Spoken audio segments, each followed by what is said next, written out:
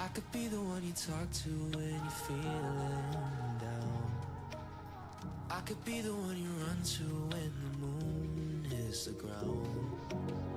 I can say what I'm feeling, but the words just don't come out. If you ever feel lonely, girl, just know I'll come around. 'Cause I've traveled so far just to get to where you are. And I know that you're broken, but that makes you who you are. So pick up the pieces and show me you mean it tonight. I know what you're feeling, I see that look in your eyes. So pick up the pieces and show me you mean it tonight. 'Cause what I've been dreaming is giving you my paradise.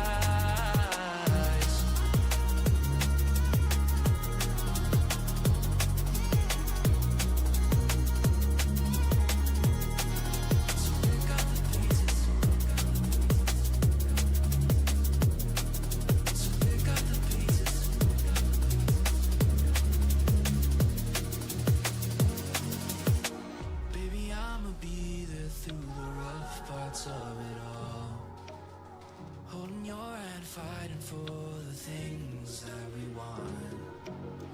Be the rock you lean on, with you by my side. Baby, when we fall, together we'll rise. 'Cause I've traveled so far just to get to where you are.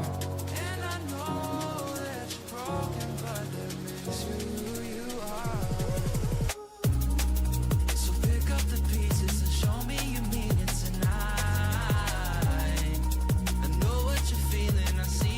Look in your eyes. So pick up the pieces and show me you mean it tonight. 'Cause what I've been dreaming is giving you my paradise.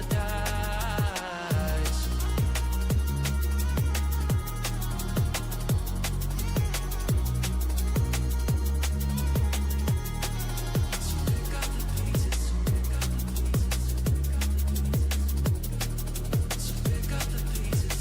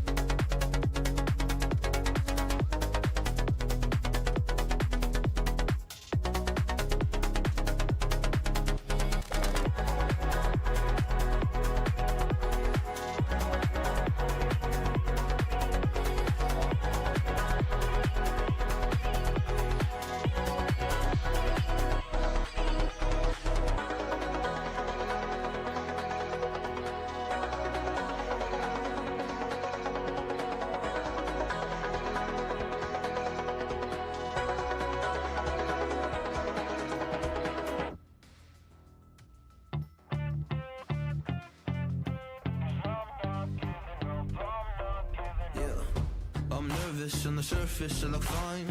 My brain feels heavy, my traumatized mind. And I'm so tired, I can't feel my eyes. Whoa, whoa. I'm petty, but I know how to lie. I feel feelings that I can't describe. I'm not breathing, but I'm still alive. Whoa, whoa. But I think I'll be alright, 'cause I'm not giving up, I'm not giving up yet. I feel that it's my time, so I'ma give it everything. I'ma give it everything I got. So I'ma give it everything, I'ma give it everything I got. I'ma give it everything, I'ma give it everything I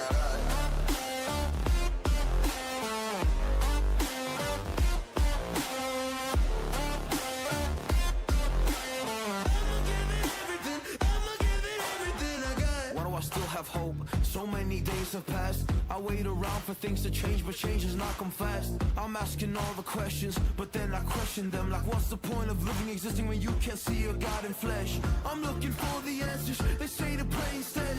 I think I'll find them one day, but with a helping hand. I know that it's not easy, but I believe I will. Yeah, I'll get over all my fears and really conquer everything.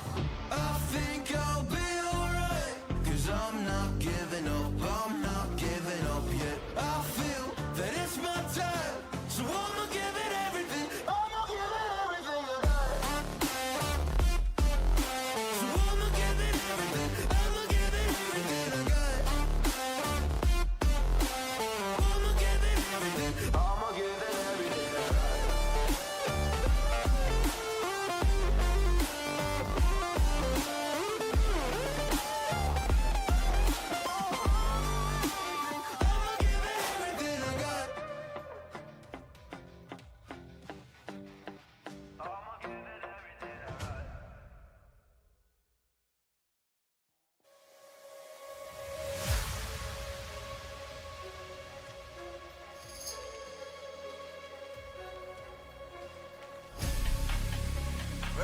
a knocker.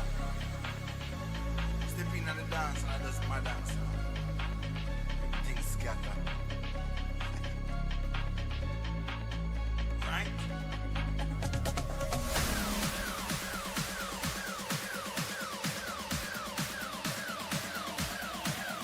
Right?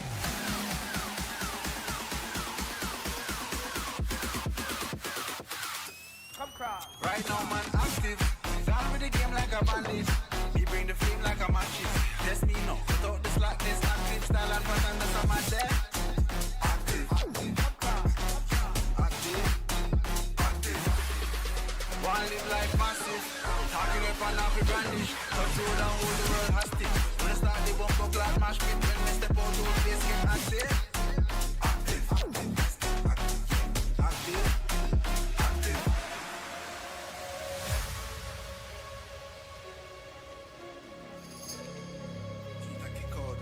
Hey, can you stand now? Clocks on the east side, bad bitch on east side. Big splits, chillin' on the beach side. Run things where you feel like. Cake big, have a carve out the peace line. Freestyle now, millions to each line. Too cool when I need ice in my beverage. Test this bigger, please find the exit.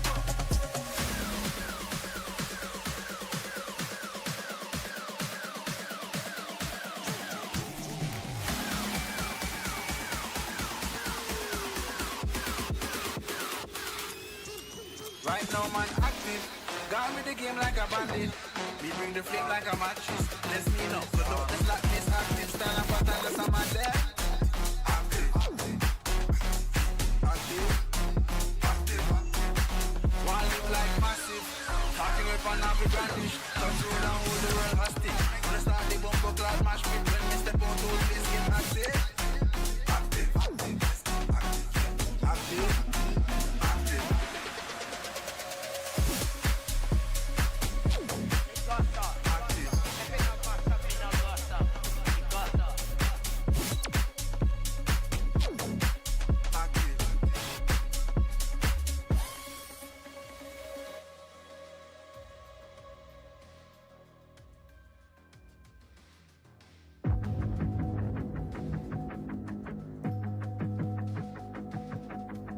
Everything you want, but you can't have.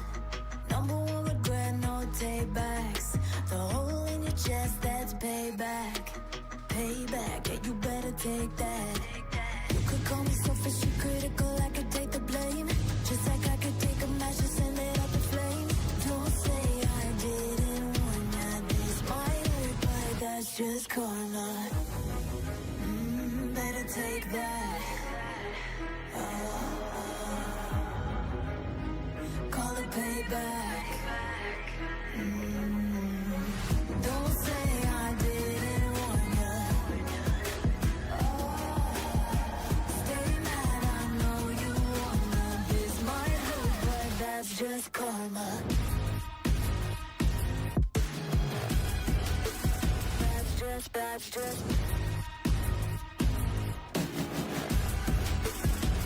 just karma. Go and play the part, play the victim. Throw a pity party with the demons. Blaming everybody and you're screaming, screaming. But I'm the one bleeding. You're the one that's selfish and critical, you could take the blame. Just like I could take a match and send it up in flames. Don't say I didn't warn you, this might hurt. That's just karma. Better take that. Call it payback. Don't say I didn't want ya. Stay mad, I know you wanna. This might hurt, but that's just karma. That's just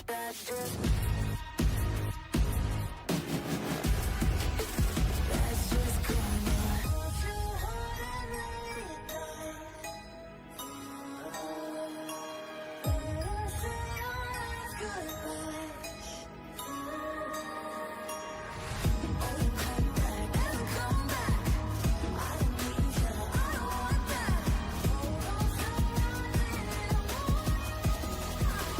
That's just karma.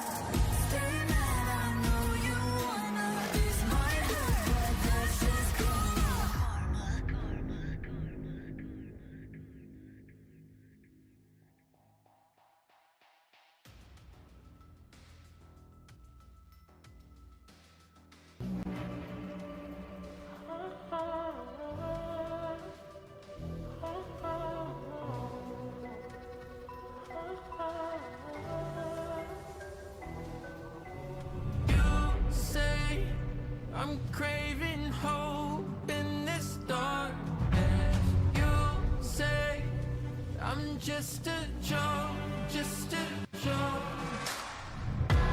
Shivers my spine so bad. Swimming in the river takes too much. I'm trying to let go of us, but the truth is what's real and no one else.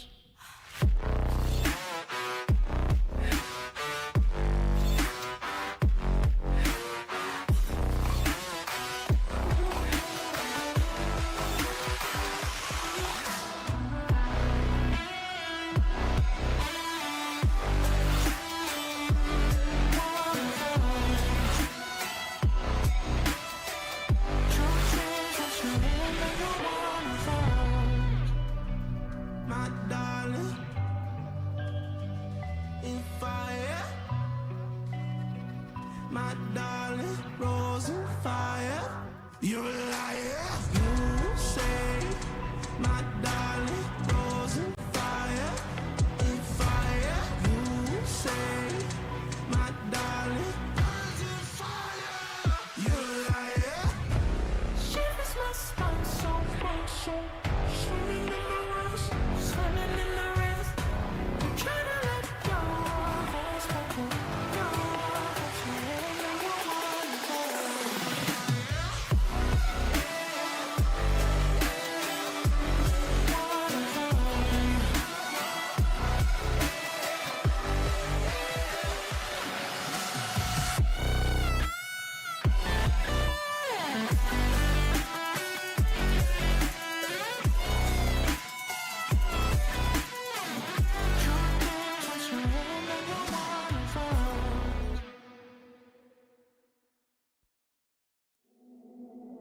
Hello, it's been a long, long time. Can't get you off my tired mind.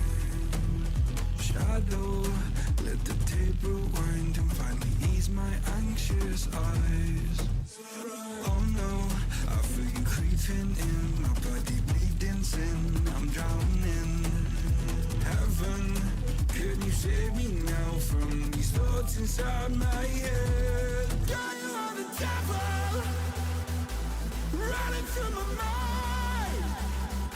I can't get on your level. I swear to God I tried. I am not under your spell. Turn around and turn ahead. You cannot be anymore. Oh my God, you are the devil.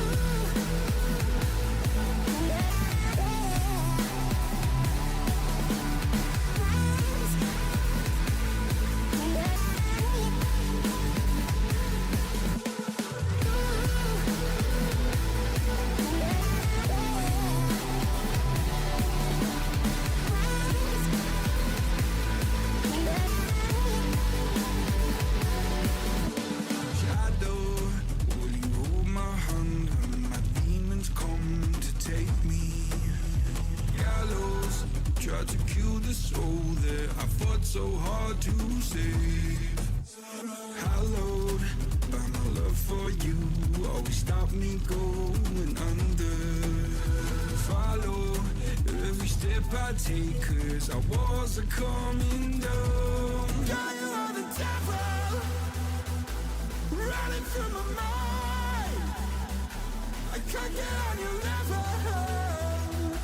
I swear to God I tried. I am not under your spell. Turn around and turn ahead. You cannot be anymore. Oh my God, you are the devil.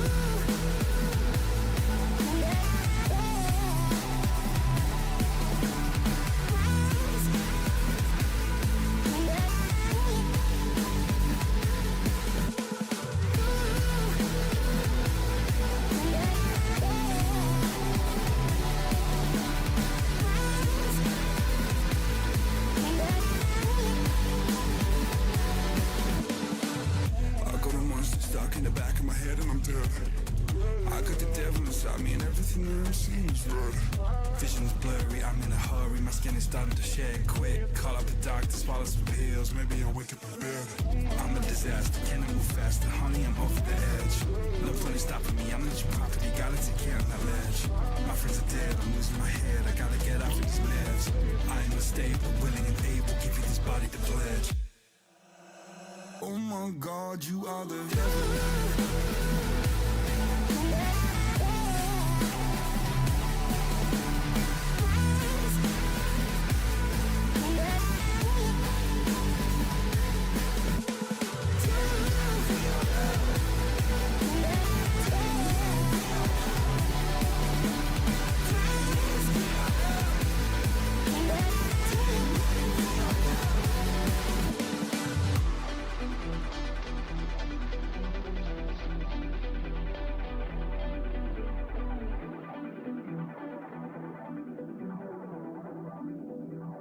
Oh my God, you are the devil.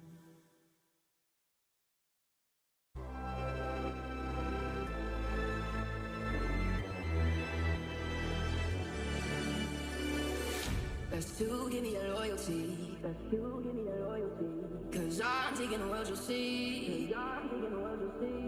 They'll be calling me, calling me. They'll be calling me, calling me. They'll be calling me royalty.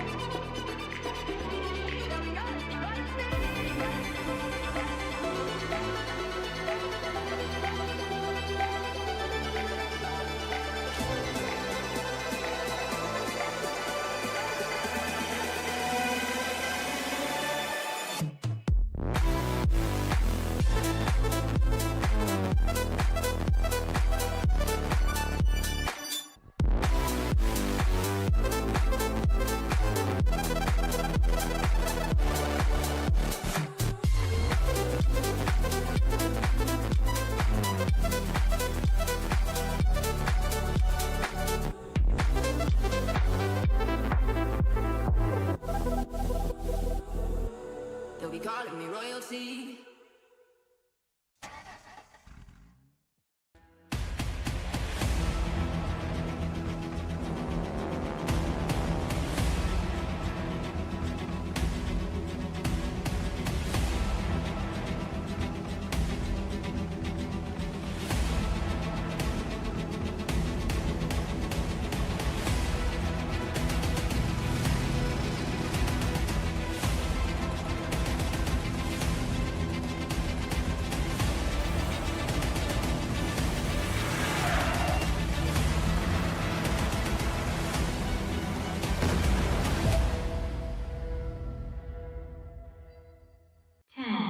Nine, 8, 7, 6, 5, 4, 3, 2, 1. It's another monthly finals here at Arena Esports, powered by Etisalat by EN, with AD Gaming, our strategic partner, and Platonia, our broadcast partner. I'm Time Delight, joined alongside me here for the first time on broadcasts. Shaky. I incorrectly assumed British because he currently lives in the UK. I'd like to apologize to all the South Africans out there. I messed up. It's okay. You know, It's okay. We're going into the it's game. it's okay. If South Africans heard my accent fading away, they'd be on your side probably, and having a go at me. But it's really good to be here, man. And yeah, first time being here. Really excited to be able to cast alongside. I've seen some of your CS games as well, and I'm really excited to see some of these games today. But we are talking PUBG Mobile today, time tonight. I'm excited to see what these teams can bring to the table. As am I. We have another monthly qualifier on our hands, just a conversation of the format. We'll get to that down the line, so don't fret, of course, if you're confused as to what the heck a monthly qualifier is. The abridged version is we took 8 teams from an invitational qualifier. They all got invited. It's called an invitational qualifier for a reason. Wow, shocking prospect. Then an open qualifier, we took 8 more teams. Wow, it was open to the public. Anybody could play. Again, shocking prospect. And we have an invitational qualifier, open qualifier, now the monthly qualifier. First place makes it to grand finals. 2 through 5 make it to playoffs, and we have 32 teams in the playoffs down the line. Then we send 24 to the grand finals.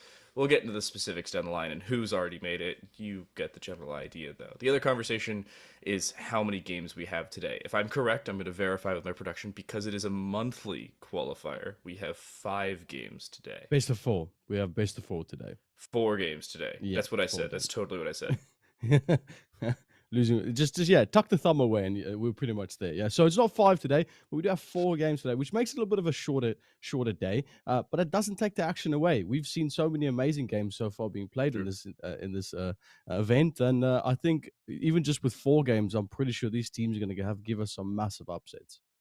The 2 things that I've learned, given the fact that it's been top 5 and not top 8 with this monthly qualifier, and the fact that it's been 4 games instead of 5, has been that nobody is safe. I don't care if you're sitting in second place comfortably after game 2, you could be in 7th place after game 4, or 8th place, which is what we saw in the last monthly qualifier. You're not safe. Nobody is. You have to keep that same level of consistency, and if you don't, in a game like PUBG Mobile, or really any Battle Royale for that matter, you're not qualifying. It's just not going to happen. You got to wait for the next cycle of monthly or invitational or open qualifiers to try and make it yourself. Yeah, no, it's I have completely agree with what you're saying. Is you're never safe coming into these games, especially the best of 4. You've got so little time to go up against the point system. I mean, the points in itself, you get points for eliminations, you get points for placements. So getting to the top 10 spot in an event like this is already difficult as it comes. Now you have to try and drop and get the upper hand. So, but again, these teams got so much ahead of them, prize pool wise. Again, with every single event like this, we always have a nice little cash amount that's going out to these teams if they win today. But then obviously they'll go over to the grand finals a bit later. But it's quite nice if you look in front of you. $500 for first place. I mean, for $500 split between 3 people, that is a good lump sum. And this is United States dollars, not Monopoly money. So keep that in mind. $500, $350 for second, $250 for third. And we have some Arena Esports points in terms of monetary value to hand out as well. Here was that format I was talking about. It's a massive format in comparison to some other events that you'll see. It's over a long period of time as well. Forces some level of sustainability. There are 2 other opportunities, for that matter, for these teams to qualify. At the very bottom, you see where it says open qualifier. If teams don't make it here, they can go through the open qualifier. Or if they don't make it through there, they can go through the last chance qualifier. So keep that in mind down the line. I've also been told incorrect. I thought this was the monthly finals. This is the invitational qualifier. My bad. Yeah, no. So I quite like the way that this is set up, because you have an opportunity to go over to the monthly qualifiers, and then if you win that, you just get jumped immediately to the front of the line for the grand finals, which helps so much for these big juggernaut teams to get themselves straight to the finals, make sure they got that locked in, and you don't get any funny business in between. But that doesn't mean that second place and third place was not as good as that first place winners. They are still going to move on to the playoffs, and that's going to make for 32 teams that are extremely high caliber, basically close to first place material, going up against each other to be able to make it to that next part of the grand finals. So this format is exceptionally well for good entertainment and seeing what these teams can offer. Yeah, considering the font is very small, ranks 2 through 5 from monthly finals make it to playoffs. First place makes it to grand finals, and we'll send the other 16 teams of the 32 that make it through playoffs through from the last chance qualifier. It is 4 teams from every monthly final, and 16 teams from the last chance qualifier that go to playoffs, and then the top 12 from playoffs join the 4 direct entrant grand finalists from each monthly final. So, in about I think 3 weeks' time, if I read my schedule correctly, we will have our last monthly final. I don't know if LCQ is being streamed. As far as I'm aware, I think it is because I'm scheduled for something that is not the playoffs or grand finals, so I'm going to go with that. And then playoffs and grand finals down the line in towards the later stages, January and February. I've also just been told, yes, LCQ is being streamed, so I don't just have something random on my schedule. Nice job, me. However, we also got the word that you basically have 2 full chances left to qualify. LCQ, I do not believe, is an open bracket, so it should be the last invited teams from all the close placements of invitational qualifiers, open qualifiers, and monthly finals. The other thing to keep in mind is open qualifier is your last real opportunity to say, oh yeah, we can 100% enter this and have an arguable chance. And that's what I love about this format. You can play 8 games of PUBG Mobile, and you can be in the grand finals. You play 4 good games the open qualifier, you play 4 good games in monthly finals, and magically you get to wait for everybody else to join you in the monthly finals. Yeah, that's pretty insane. And yeah, it creates a lot of opportunity. Obviously, if you're just joining in just as a team to go up against some of these teams that have been invited, that's maybe a little bit of a higher caliber. It does allow you an opportunity to get a bit more comfortable within the scene if you are not a well-established team already. Look at that maps of well, we've got 4 maps ahead of us today, so really exciting things is going to happen. I didn't catch all those maps names exactly, but Erangel, I think Miramar, Sandhawk, Erangel. the photographic memory. I love it. I love it. That's good. Well, point system wise, as you see in front of you, obviously first place to 10th place is probably where the money is at. You want to try and get to the 8th place point. That's when you start getting that bucks in, start getting that points in. So you want to get into that top 10. Obviously, that winner chicken dinner is going to net you 10 points to the end of the game, and that's going to obviously add a lot. But I mean, time to light. You know these teams. What can we Oh be yeah. expecting from these guys? So the teams that I've seen before, I'll go through them first. Aegon X I8, or Aegon as we've been calling them for most of this event. They were a team that were just on the precipice of taking it. NIGMA Galaxy are a team I've seen in and out. They have not qualified to playoffs, surprisingly enough. They've been very close on multiple monthly finals. I'm looking for them to perform well. RTG Esports, a team that had opportunities down the line, but didn't end up making it. CONQUEROR, Iraq, and ONYX Ravens, similar conversation for them. But the 3 teams I'm really looking for here, Clear Vision, Triple Esports, and the World of Battle, or TWOB, and for different reasons. Clear Vision and Triple Esports were 2 teams that had so many opportunities the last time we had an invitational qualifier and just did not make it. They basically had a disappointing finish, and I think they would agree with that estimate. The World of Battle, however, they were in the other conversation. They had a poor start. They were so close at the end of it. And if they played a little bit better to start the event rather than finish the event, they probably would have qualified, but they didn't. That has to change here in the last invitational opportunity for all of these teams. I mean, essentially, to boil it down, what you're saying is that we have 5 teams that are in the spotlight right now. I know NIGMA Galaxy, just purely from Dota. I know they've got a Dota team that do really well. They even have some sponsorship with a few airliners as well. Pretty insane to see them that they've got a mobile PUBG mobile team as well. Aegon Esports, we were casting the other day. I saw them absolutely dominate the bracket. But essentially, Aegon, NIGMA, Clear Vision, Triple Esports, and the World of Battle are the 5 teams that you'd say are going to be on our radar for today. And for different reasons. The World of Battle has a very reasonable shot at making it if they do well early. I think they can finish off well. There are teams that can do well early, like NIGMA Galaxy, who are atrocious at trying to do well at the end of the day. We've seen NIGMA Galaxy mostly in monthly finals. I saw NIGMA Galaxy win a game with 12 kills to start off the event in a best of 4, and they didn't qualify in the top 5. So you're looking at a team and saying there are so many opportunities for this team to finish off well, and yet they place outside the top 8 in the next 2 or 3 games. They can't find multiple kills a game. They just don't follow up on their early prowess. There's also the conversation of what the cutoff is going to be in terms of points. From my personal experience with 4-map games in this format, the general cutoff for the top 8 teams, it's not top 8, it's not top 5, it's top 8 since it is an Yeah. invitational qualifier. The general cutoff will probably be somewhere in the neighborhood of 25, 26 points. That's your bare minimum to make top 8. And there's nothing better to finish first than there is to 8th, except for the money in this conversation.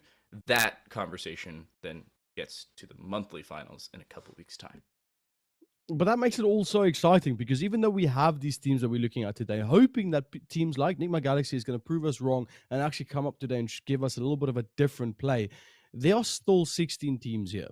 We still have 11 other teams still competing for exactly the same thing, hoping that this is their time to shine today, hoping that they can be the underdogs with the story. And that's what makes this exciting because any of these teams, in like Team Tough, maybe R9, could drop onto any of the drops for 2 games in a row and knock out Aegon. They could knock out Clear Vision, TRIPLR Esports, any of the 5 that we mentioned before. And that could put a deficit on their points and possibly putting them in a worse spot and making a little bit more excitement. And that's what I'm here for. This is the excitement that I'm always keen for, is seeing a little bit of an underdog. And we actually, funny enough, a couple of weeks ago, we saw exactly the same thing happen. 2 games in, a team dominated the roster. They were doing so well, at least 15 elims per game, and then just got dropped on for the rest for those other 3 games and dropped down to, I think they've got 8th. So always makes for some really good entertainment. Yeah, there's always the conversation of you never know what's going to happen. There's no guarantee that one game's results will set you up for later results down the line. And that's the concern as well. Oh, we can play very well to start things off, and then a team overheats, they get overconfident, they drop with someone else, they die immediately, and they've gone 2 games, they've picked up 24 points in the first game, but they've picked up 0 in game 2, and they've averaged 12 points a game, which is still a good number. If you average 12 points a game for the entirety of the event, you're qualifying every day of the week. But it's just not going to be enough if you can't keep that same level of consistency around the 84 points that you would love to have over, 4 wins with, what is it, 11 kills a game, if I'm doing my math correctly? Yeah, that would give you 84 I'm bad at points. maths. I'm good at math. We'll get down the line. That when we get to the final game, I'll basically be giving you live updates as to who's qualified or not. You know what? I wouldn't have it any other way, to be honest. It makes it a bit easier, but obviously, just to go back to the game, there's so much on the line for today. And I don't want to say that cliche thing about, oh, this is so important today. It's gonna be today. Whoever wins is gonna. That's obviously a given. I'm just excited to see what this team is going to bring to the table. Obviously, for those of you viewers who are tuning in today for the first time watching, this is mobile. This is PUBG Mobile. And I'd like The saying better stuff like PUBG. this. Yeah, the better PUBG. Yeah, and it's honestly, I think the most exciting part is just to see the skill at which rate these players play on their mobile devices. It astonishes me every single time I watch. I can't even flick like that on a mouse and keyboard, let alone Same. on a phone Same. or tablet. Yeah. So Same. exciting things. But yeah, we have a good roster going up forward. We've seen the 16 teams, we've seen the points, we've seen the maps. All we have to wait now is just to see the first game. Obviously, we're going to jump into it into a second and see what it can bring. And I just realized I'm saying see quite a lot, but we have a lot of cool things coming up. Now, time to light. Mhm. You said early on you've casted most of the PUBG Mobile games so far. What do you think was one of them that stood out for you the most? I think the most recognizable one, and this may be recency bias, is the last one we had. It was, I believe, November 24th. I actually just looked over at my schedule. Friday, November 24th. So if you want to go back in the YouTube feed and live feeds of Arena Esports, go back, find whichever one that was. Because it was a monthly final. I was with Llama the last time.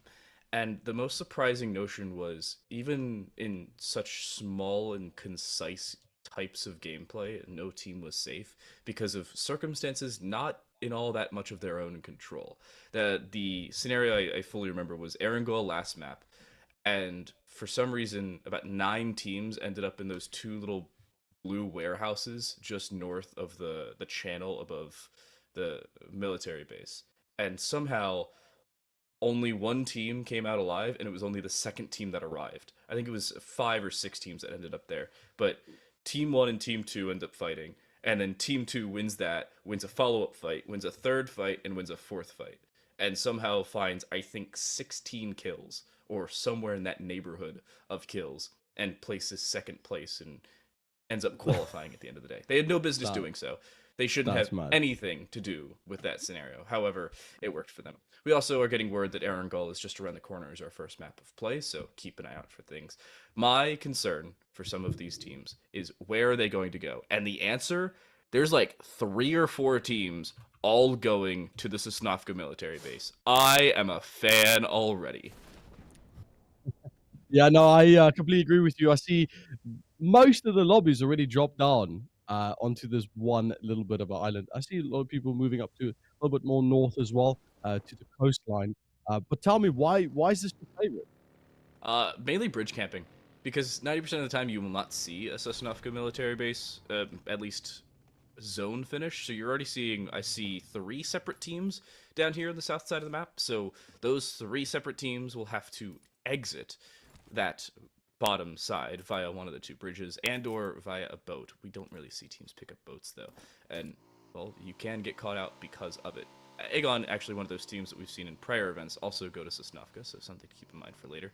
The other notable thing is I see 16 teams remaining and 63 players. So one of our 16 teams spawned in with 1 missing player. Something to keep in mind down the line. Well, that's quite a shame. Connectivity issues do happen. It's not a surprise that that's something that does happen with some of these players. But like, we're gonna jump straight into action. We are watching one of the teams clear vision or in a building right now, looking for I don't know who exactly they're fighting. Are they fighting another team? It looks like they are, but I don't Yes, see they anything are. on the map. Yeah, they are opposite the road. I see. Yeah. If I'm reading names correctly, that could be NIGMA Galaxy. The weird nameplates / logos are catching me off, but there's already low HP for 2 of them. And it seems like they want to try and just walk down the stairs, but they don't want to over-aggress in this conversation, and you really can't blame them for it. Early game, you can't afford to go down, and vision is there, but nobody getting over-aggressive. This is triple esports. That's Okay. the team. Yeah, I can't even see that logo. I don't know. For me, it looked like a NIGMA Galaxy logo, honestly, that purple blue. But yeah, cool. Well, I mean, I completely agree with you. Like, this is difficult. You don't want to get knocked, literally, as you drop. So all they're doing now is one team's at the top floor, other team is the tenants at the bottom floor, and they're not really mixing. They're just kind of respecting. But shot through the window though. They do grab one, and they didn't really check that side, and that's going to give them opportunity to push up forward into the building and possibly get more. And at this point, you can't afford to stick around. Ghost being caught out, flashed off the angle, both players swinging. Even if that first shot didn't land, the second one would have. A sausage being used. The SASG will find that kill. 2-piece already picked up here for Triple Esports. And ironically enough, 2 of the teams I said to look out for land at basically the exact same spot. And 2 of the players for one of those teams, Clear Vision, already dispatched of. So down to 2 members within, 4 or 5 minutes? And we've lost 4 people across the board. 2 of them from Clear, 2 of them from a different team that I cannot seem to know. I mean, yeah. It's difficult. Yeah, it's difficult seeing with the HUD sometimes just exactly what teams. It's a little bit blurry for us to see what logos, but we will try our best to try and figure out who is in and out. Obviously, for me, in the beginning, it's always a bit of a cluster. What's going on as soon as the refinement comes and these teams start establishing themselves a bit more. But with PUBG Mobile, right? Let's just imagine that I don't know anything that I'm talking about, that I'm a viewer right now tuning for the first time. We see that Clear Vision's just dropped 2 of their players. Can those players get brought back in? No. Could they get raised? Are they out? No, the current PUBG will allow you to res some teammates. However, PUBG Mobile and in competitive play, I do not believe has added any fun additions to the similarity of the reboot van to Fortnite for anybody who's familiar, or picking up your teammates' quote-unquote card. There is a blue card you can pick up in traditional PUBG that you can go to some station that I don't know the name of because I don't res my teammates because I play solos. But you're hoping that you can teammates. I'm actually hoping that there's an addition to that because it adds like a nice little layer to PUBG. But as of right now, no. No, fair enough. We saw we were casting some other mobile battle royale the other day, and most of what happened was purely teams just getting res 24/7. The zone, even though we got to like the 3rd last zone, there was still about 12, 13 teams on the map, because every time someone get knocked, there was still one person left over, and they would go run to a beacon or a spot and just raise his entire team back again. Which, I mean, it's a nice mechanic, but I think in competitive sense, it does hinder the game a bit, because Yeah. you're getting points, but the game's not really progressing because there's too many people on the map. But I mean, I yeah. like it only when it comes to the later games, because then you could say, oh yeah, well these teams only have, we'll say hypothetically there's 12 people remaining and one of them is a team of 4, and that team of 4 needs 15 kills. If they find a couple kills, allow them to res, and they find a Fair couple enough. kills again, maybe you give yourself more of an opportunity to qualify. It adds an So- extra layer to things. Okay, so it adds an opportunity to exploit people's Oh, ability to raise. By the way, we have found the other 2 players that have died, at least 2 of the other 3 now, as another one has fallen. It was Team Tough, who was also down to 2 members, as R9 is trying to look for the Kingdom of Saudi Arabia. This one's surprising.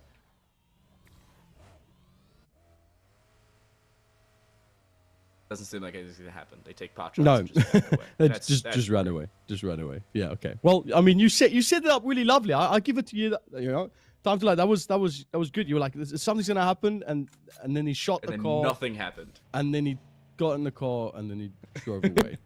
You know, you'd think that killing someone would give you points, but I think placement's probably the strategy that we're looking at right now. NIGMA Galaxy, by the way, upon some further research, also played in the PUBG Mobile Global Championship Last Chance Qualifier. We've been keeping an eye on a couple teams that were in the Last Chance Qualifier and the survival stage of that back during the monthly finals.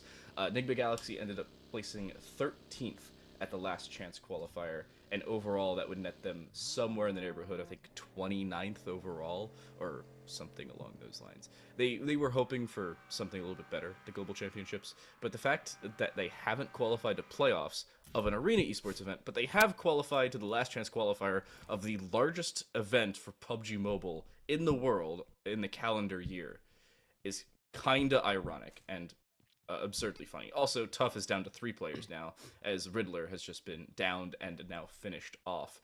The team itself still has 1 member, but they're down to just the singular member, unfortunately. Yeah, that's the thing. That's the nature of PUBG, though, is that it's such big maps. And the zone comes in, and it takes a while for these teams to go getting pushed together so that we can actually see more action. And there goes the first team. Tough is actually going to get taken out.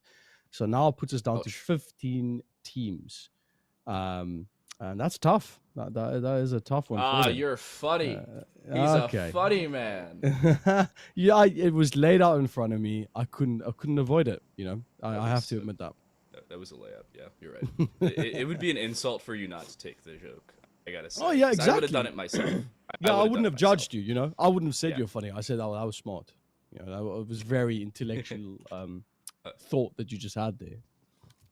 Apparently, Vito and Clear Vision, VanKid the other, have not avoided Triple Esports just yet. VanKid just watched 3 or 4 members walk by him. Nice spray, finds one with the ACOG, looking for a second will do damage, but nothing more. And the DBS now stepping in, it becomes a true 2v2, and from distance it becomes more difficult. The DBS only doing damage at the end of the day, and only finishing off 1 member of Triple Esports, who find the second full squad wipe as Clear Vision exits stage left in 15th place. Exit stage left. That's a big one, eh? I hate that shotgun with a passion.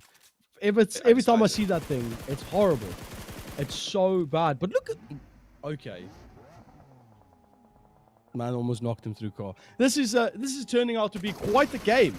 It's a slow game, but I really feel the weight of this game. We're only on the first map so far, still having to go 4, and a big fight's also breaking out now with a lot of burning cars, Oh, I like it. but not a lot of action. No, ONYX Raven's finding 3 separate kills. They'll also finish off a couple of them. And that's basically a 1v4 now created. They do still have to find 1 res, but as of right now, they're perfectly safe to play, honestly, as they please. And it's becoming more of a challenge, to say the very least. Is CRYPTICS falling, losing 3 of their 4 members, and having a pseudo 1v4 as it stands? I don't even think that Carry Boy has a car.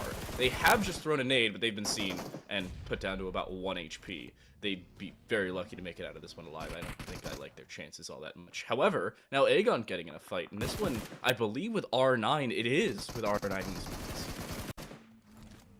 Yeah, they did get dropped 1. Still have to get that res up. We're gonna switch back again and see if ONYX maybe can clear this one up. But they do have a res opportunity. Yeah, they did. Okay, cool. They got the opportunity. You know what's the biggest thing I wonder about when I watch these games is when you play on the phone. Anyone that has a phone has played games on the phone, right? So does your fingers not get sweaty? I got games on my phone. You got games on your phone? I do have games on my phone. Okay. What games do you have? Solitaire. Solitaire is my favorite game to play on my phone. 'cause whenever I like fly- Minesweeper. Okay, that's fair. I honestly wish I was so much better at Minesweeper, but I just can't think like that. Multi-dimensionally, that's what it feels like, even though it's a 2D game. Yep, my brain just doesn't work. Well, my question is, does your hands not get sweaty on like playing like this? Because after a while, I've played COD Mobile, and then I can't flick anymore because the screen just gets a little bit sweaty with my hands. But believe it or not, my hands don't get sweaty when I play mobile games. It's when I play controller games or on my PC, my mouse gets sweaty. Because I don't have any breathable air between my palm and the mouse, or the palm and my controller, the way I hold it. It's just like I gotta keep like sanitary wipes when I play. But you need to get one of those. You need to get a mouse that's the weight's been cut out the plastic back on the palm. Oh, I know exactly, like the final mouse. Yeah. Yes, I know I think Logitech's. I've got a glorious one myself, Glorious Model D, Okay. and it's I've got sweaty hands in it. It's lovely. But I mean, the point still stands though. Like these players are playing at a high level, and I mean, surely, just like having a bad back from sitting in the chair playing, or like your headphones, or what I mean, they wear headphones. I'm trying to say is that sweaty hands must affect them in some way, or do they use some hardware that they connect to their phone, or is that illegal? No, it's illegal. You cannot play with that. You have to play on the mobile phone. But the fact that their mobile phones are basically similar to the tablets that we use. So they have massive phones. It's not technically considered a tablet, but it's basically a tablet. Also, in the meantime, while we've been sitting around with Aegon trying to fight R9, we have lost yet another team. It's IKURD, who has also left early. No kill points from what I saw in the kill feed earlier, and they've exited in 13th place, so no placement points either, unfortunately for them. As of right now, it seems like Triple getting into another fight as well. They've already picked up 4 kills on the clear vision, and they've now seen Team S2G from distance, it seems. However, nobody shooting one another, at least not directly from farm and distance. But it was RTG Esports who was taking that fight from a distance with Triple. And finally, R9 has lost a player. Took him forever. Yeah, it's interesting. 12 teams in. We've already lost 4. I'm not so surprised with IKURD Esports. I was really hoping to see them perform at a higher level today. A couple of weeks ago when we were crossing I think it was another invitational qualifier. They also just did not get top 10. It's quite unfortunate. I'd love to see teams kind of break that echelon and get into that top 10s a bit more. But it still makes for a pretty good amount of entertainment. So game's pretty slow though. Time to light. These teams are not really keen on pushing each other too much. Almost feels like there's a lot on the line. It's a little bit. It's nothing too important. Just like, the last invitational qualifier of what was a 4 qualifier event. Technically 8 if you count the open qualifiers, or 9 if you count the last chance qualifier. So there's a lot of opportunities, and they're starting to run out. We are so far from this member, by the way, that we couldn't originally see their overlay. That's how far that shot was coming, and it wasn't actually landing. There are also a few teams with 12 members remaining. We'd have 48 people alive if everybody had all 4 members. We're down to 43, so there are at least 5 teams with 1 missing player, or a couple with 2, if that is the case. Don't peek trying to take a fight on Aegon, still with R9, who I believe still has all 4 of their members, if not just 3 from their down member earlier. And this has been just a game of chicken with Aegon and cat and mouse. This has been going on for like 10 minutes at this point. Why don't you just go somewhere else at this point? Because the zone's starting to close. Not on you directly, but it will the next time it starts. And honestly, I'm getting bored of this fight. I do appreciate it though, because this is real fighting. You got a gun, you got a scope on your gun, you got a trigger, you shoot. Right? It's simple. The gun's got velocity, it's got drop to it. You know, you have to be a bit more creative. At least we're not seeing anyone building the next Tower of Pisa over these buildings towards the other one to try and get an upper hand. You know, I'm just saying, So true. it's a bit more realistic, right? We're not seeing the action, but it just puts a bit more emphasis on the skill that these players have. And you were mentioning earlier, like, they're so far away that we can't even see the outline of these players. And we are on massive screens. Yes. Yeah, that's true. I'm not even playing on a mobile screen. They're seeing everything. So a look at our map for the time being. Everybody's staying a nice social distance away from one another. RTG a little bit too close to Aegon, towards the south side of your map, west side of Milta, if you can see that. R9 on the north side of Milta, the Kingdom of Saudi Arabia just around that same general area near Shelter as well. They're spread out a little bit more than the other team is. And the one team I'm really surprised about sticking around as of right now are the Knights. They're on the far west side. They're basically keeping to themselves, the nice little shut-ins that they are, and it's working for them. They don't have to take any fights. The problem is there's still 12 members remaining, and we're starting Zone 4 as it stands, and they still don't have the kill totals that they're looking for. As time is continually dwindling away, these fights will be forced. I vote we'll probably lose 4 teams by the time this next circle closes. Yeah, no, I'm not. Definitely, I completely agree with that. Oh, nice but shot. a good amount of shots. Damn. I think, you know what? I think, how about next time we cast PUBG Mobile, we cast it from our mobiles. Brilliant idea. I despise that idea, and I will never do it. Brilliant idea. You know, just to be a part of these players. You know, to have camaraderie around the skill that they have. That we as casters can show that we support them in playing on mobiles. I can support them from my 1440p monitor. And we can use our mobiles mics as well, so that we can cast from there. I feel sounds like like the broadcaster banging is idea. at that point. I think that would make for some good entertainment, you know? World of Battle now on with Triple Esports, and nice shots from Triple. This is Emad trying to take on Mad Lol, ironically enough, and yet neither of them dying immediately. Gaddafi on for 1, finds damage and the down as Tiger would be dispatched of, and just like that, again, Triple Esports in an engagement end up walking away on the better side of it. Not with immediate kills, but still with a good start. And I was talking about Aegon falling. It's surprisingly not to R9, it's to NIGMA Galaxy, as they will exit in 12th place. Oh, that's rough. And we were hoping that they might bring something different to the table. This is still the first map, so it could be a bit of a warm-up for them. Even though that was a bit of a stomp. But it's rough for them to go out like that. Triple Esports is doing really well, though. I was mentioning before as well. We have our eyes on them. 6 eliminations in. Really good. Possibly an opportunity for them to get into the top 5. They've got a lot of opportunity here. I gotta say, I'm a little surprised that Enigma Galaxy got into that fight. I think they were even further west than RTG was. And now R9 has gone elsewhere. We may have shelter battles here. And I gotta say, I don't think I've ever seen it in a game of PUBG Mobile. Shelter battles on the east side of the map. Triple, again in this fight, they're still on with the world, and it is a hurt for Triple as they lose yet another member. They are still downed, not dead just yet. And things are looking better overall for the World of Battle.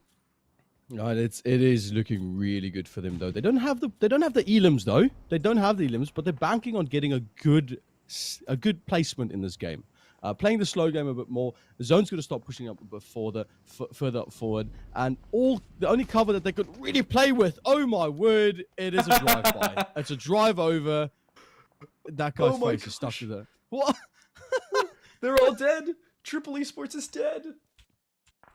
There's no way man tried to go prone and see if Carl can drive over a man without dying. No, so the reason he did it, he's thinking, oh yeah, I've seen people prone under tracks on a train, and the train's going over them. I'm gonna work with a buggy, and it's the same thing. That's got to be the thought process. That's a feels bad man moment for Triple Esports. They have picked up a fair few amount of kill points, so there is a saving grace for them. It's not the end of the world, but they still exit in 11th place, and would have been so much better, but it ended so much worse.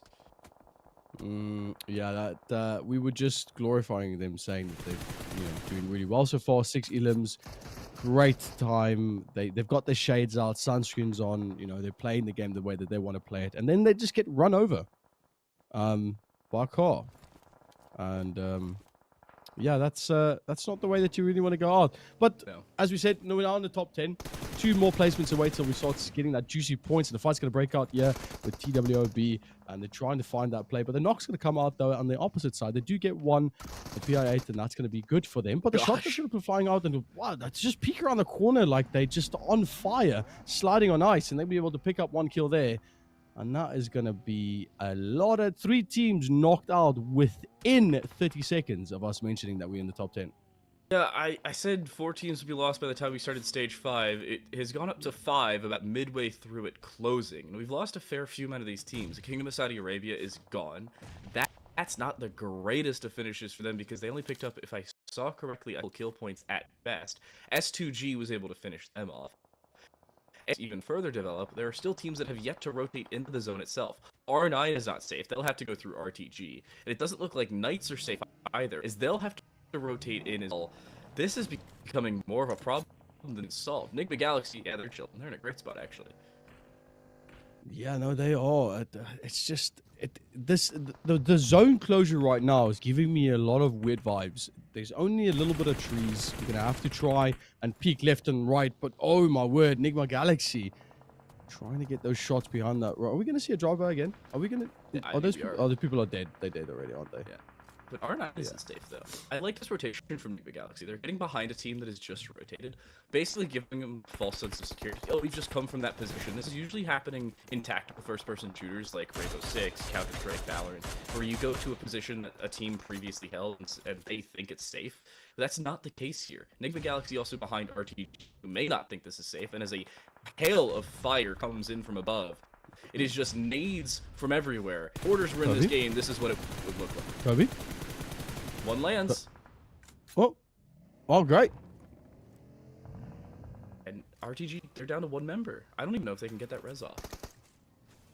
This is 3 teams already. This is time to light. I literally just turned around, turned back. We've just dropped 4 teams, and it seems that NIGMA Galaxy, they're in the Bugatti. And S2G is also picking up a fair few amount of kills. If I'm doing my math, correct me if I am wrong. It is 9 kills for NIGMA Galaxy, and we're up to 5 as it stands for S2G. A win here for NIGMA Galaxy would presume the final 4 kills. You're looking at 13 kill points and 10 placement points. A first game. I'm getting some very, very bad deja vu the last time I saw NIGMA Galaxy. And a nade, that ends the, well, very long life of Bisque, but a rotation from NIGMA Galaxy, they're going action already. A full rotation, as a matter of fact. Yeah, no, they are trying to just get behind them, trying to set this one up for them. Opportunity to maybe get some information, but the rocks are going to be in the way. Time to light. What's going to happen right now? Lord finds one, looking for a second close range. He'll actually find it, hip firing with a mid-13, and it becomes, as I can see, a 2 versus 1. No, a 2v2, as both members are prone on the ground. S2G has lost the 2 members on their high ground, but they have found a down on NIGMA Galaxy, making it a somewhat adaptable fight. The issue is, this rotation is looking so much better for NIGMA Galaxy because they hold 2 very contrasting positions. Not only are they on the road, preventing the rotation from S2G, but they're up above, not allowing them to stay safe where they currently are. This is so much better for NIGMA Galaxy, despite the fact that they're starting this fight with 1 less member. A nice little aerial view as well, and this could be a big one. S2G grabs 1 knock for them, and this could spell devastating news for S2G as they have this last man standing. Ray Z, the man, the myth. Kobe opportunity going to fly through as they're trying to set up. Now they've got the smoke down, they've got the rock behind. They're going to try and get the thirst. That's going to be it. 1v1 with the package landing down, and we might have a bit more. I think Coops has a better position. Package, this is perfect for him. Not only does he have basically safe haven in terms of extra environmental coverage, but he also has a free way of moving around. For some reason goes to the tree. Didn't have to do that. Now guarantees his position and loses some HP for it, he'll heal and just patiently wait. But the problem is he does not have the positional advantage anymore. The benefit, all 3 of those kills for S2G have gone down. They've been finished, the kill points have been given over to NIGMA Galaxy. So regardless, this will be a true 1v1. Both players doing about equal damage and thinking to themselves, well, I gotta heal at this point. But one behind a rock, significantly more coverage, the other behind a tree, and less variability in his favor. But Koops seems to be safely playing this one, isn't too concerned, not perturbed by any means, and could be baited out with a PP Bison. Wants to swing this, but has the lesser primary weaponry. The M4 versus the PP Bison, the higher fire rate of the PP, it ends up working, and he wants to swing it. He'll go hip fire. He will go to win. NIGMA Galaxy, winner, winner, chicken dinner in game number 1. A 23-point Erangel. Absolute homing missile that man was, coming around that tree, not really being disturbed by this pressure that was being applied to him, and just comes up victorious, peeking around every now and then. And this is what I was saying, on a mobile device like that, being able to just to constantly peek left, right, to get those final shots in, tick away at the health. And first map's going to go to NIGMA Galaxy. Interesting turn of events, quite interesting indeed. What do you make of this, Tantalite? I'm going to say it's a great start. However, I'm still concerned down the line. I'm less concerned because this is an invitational qualifier. They've had less problems in invitational qualifiers. Top 8 is not unreasonable. And I said in a 4-game series, you're probably looking at 25, 26, 27 points, if not a little bit less than that to qualify. They've already hit 23. We'll get the scoreboard and the exact numbers for the rest of the teams in this one down the line, but it's also an extremely good game from S2G. We saw them take a couple fights from distance. They took on Triple Esports and ended up finishing off them. If I saw it correctly, they also finished off KSA. So 5 kills for the team going into that fight. They picked up another 3, so you're looking at 8 plus the 6 placement points. A 14-point first game for S2G, also extremely good. They can be happy with the finish, even though they may be disappointed that they lost those extra 5 points. Yeah, they can definitely be happy with this finish. I mean, S2G came out of nowhere. Wasn't even on our radar. I have to say, though, like the logo, very nice, like the purple with the gold. But logos don't win you games. And in this instance, it seems to be like S2G was the team that played their positioning perfectly and got to that point in game where they were able to push NIGMA. Even got a few thirsty on the hill. But evidently, like you mentioned, NIGMA just had the better positioning. Yeah, S2G plays the most common way of playing PUBG Mobile that I've seen in somewhat recent history. It is somewhat aggressive nature while also keeping better position and not putting yourself out of that position to try and pick up kills. They did pick up a couple kills when they were given to them. They had good angles from the houses they currently occupied. They didn't put themselves out of position to pick those up. And we'll see in these highlights, at least in the later stages, they took advantage of that, placed second at the end of the day, even though they only picked up 5 kills to do it. Well, technically 8 at the end of it, but still 5 kills to make it into the top 2. Ended up working for them. A couple of these fights, by the way, Triple Esports, that's a team I want to see their kill totals. If I see it correctly, it's 6 while finishing in 11th. So they'll get 6 points, but they could have had more placement. They could have definitely. I mean, no one likes their voice breaking while you're trying to talk, as well as no one likes being run over by a car. It's things like that. It's just a bit embarrassing when you get to this stage. And it could have been avoided, but obviously I don't think the way of trying to duck underneath it. But this is the main one. The last little bit of fight. Just Koops playing that tree so well, man. It just really helped him get that win. Koops also got a little lucky with the zone. So the zone pulled a little bit closer to him, forcing the play from the rock. The reason that I was looking at saying, why are they already swinging? Well, the zone was coming in about 20, 30, 40 seconds. So they would have had to take the fight anyway. They realized they were running out of heals, and it was an inevitability that the fight was going to happen. Maybe the less than ideal scenario that you had to do it in that way. I wouldn't have hated hopping in a car and trying to drive away, depending on how good Koops is. But one thing I've noticed, interestingly enough, people are better at shooting cars in PUBG Mobile than they are in regular PUBG, and it's kind of scary. And I don't know how I feel about it. Because, really? Yeah, it's scary. I've seen people do it from like 150 meters, just casually hit 3 shots with an SKS and be like, yeah, you were going to live, but not in the car. No, that's insane. Is there aim assist? Oh, as I was about to say, there's a little bit of aim assist in mobile, isn't there? Yeah, slightly. Ironically enough, it's a little bit less useful than on a controller, but overall, it is more functional than on a controller. I don't know how to explain it, but it looks weird and works. So it's cheating. Yeah, basically. Okay. Okay. No, I just wanted to clarify that because that's basically what if you got assist that can actually give you that little bit that little bit of extra help, that's not really that's cheating. That is, takes the credibility away from mobile. But I'm not going to take it away from them just yet. Yeah. It's still a very skillful way that they are playing. Even with assistance, there's no doubt about that. But a really good game so far. Um, I'm not going to say anything about where these teams are at the moment. We're going to see the scoreboard in a minute. And I'm also not going to say how excited I am for S2G to win this or NIGMA because first game, obviously, we've spoken about it in detail. Anything can happen. We Yeah, can hype out especially NIGMA right now and they can drop out early.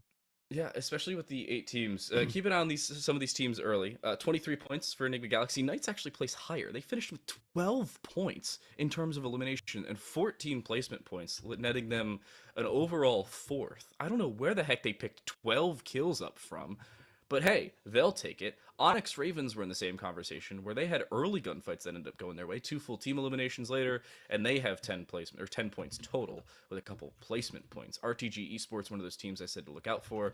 They don't do the greatest, but they will still pick up 5 at the end of the day. R9, another team that could have had more. And Triple Esports, there's that team, 6 kill points, 0 placement points. Similar for the World of Battle. I didn't even know they picked up 5. So overall, could have been worse for some of these squads, but this is only one game. By no means are they out of the woods just yet. No, but definitely not. But it's a good start, though. A good start. They got them on a points. Unfortunately, there's going to be some teams that got nothing. Dropped in. Team Tough was. I'm not going to say it. They had a horrible start to the game, and unfortunately had an early exit as well. Same thing with IKURD, CRYPTICS. Funny, crazy thing though, Aegon being taken out also really early, and it was quite unfortunate for them. So I'm excited to see. I want to basically see this scoreboard get flipped completely around. Well, just wait 2 just for a games, bit it'll of happen. excitement. Yeah, definitely. I want to see this page we're looking at right now. I want to see them the other way and the first page back again. Just for a bit of entertainment. I mean, fair enough. That will probably happen at the end of the day, just because the teams hate us, and we can make all these expectations after games 1 or 2. But I can guarantee you right now, I will say it, and I will say it confidently: Clear Vision are going to qualify. I don't care.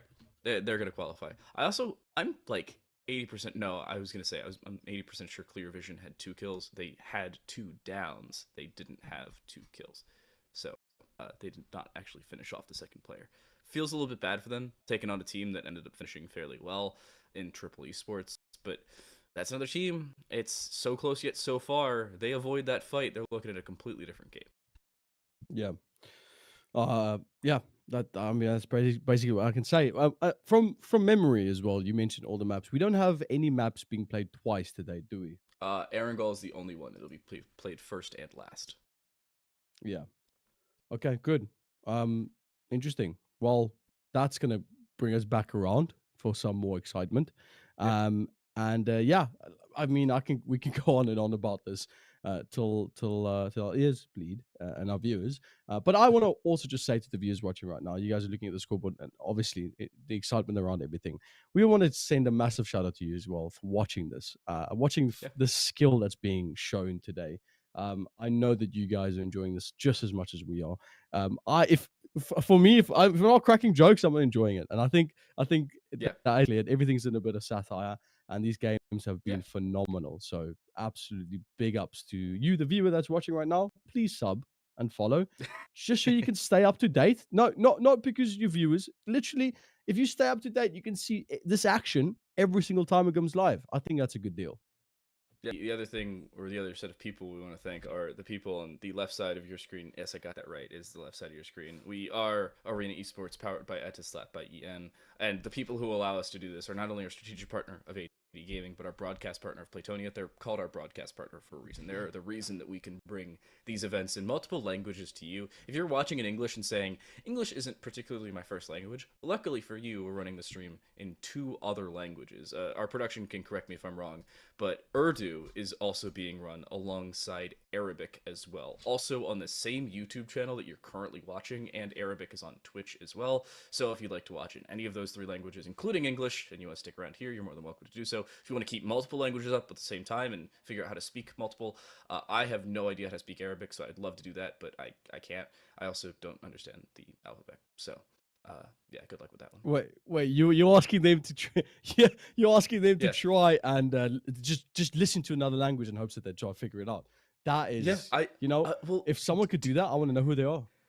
there are people that will watch TV in a different language, sometimes with the subtitles on and or like auto translated to a different language, and they will learn the language that way. I have a friend who learned how to speak Spanish by watching Argentinian soap operas, and he now has an Argentinian accent when he speaks Spanish. I'm not Oh kidding. no! Oh, that is wild. That is the Yeah, craziest thing I've ever heard. he. you know, It, oh, wow. it is very funny because I friends with a few Hispanic people. Two of them from Spain, and one of them is from Mexico, and they're all trying to figure out where the heck the accent's from, because it is a broken Spanish Argentinian accent, but with American English sprinkled in there a little bit.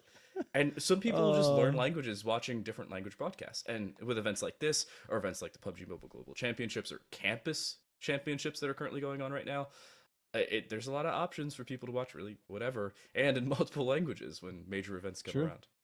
True. No, I quite like that as well. I think more broadcasting um companies should need to do that often, where you have multiple languages being brought. I mean, it literally just opens it up for a Yeah. larger audience, doesn't it? I mean, not everyone speaks English.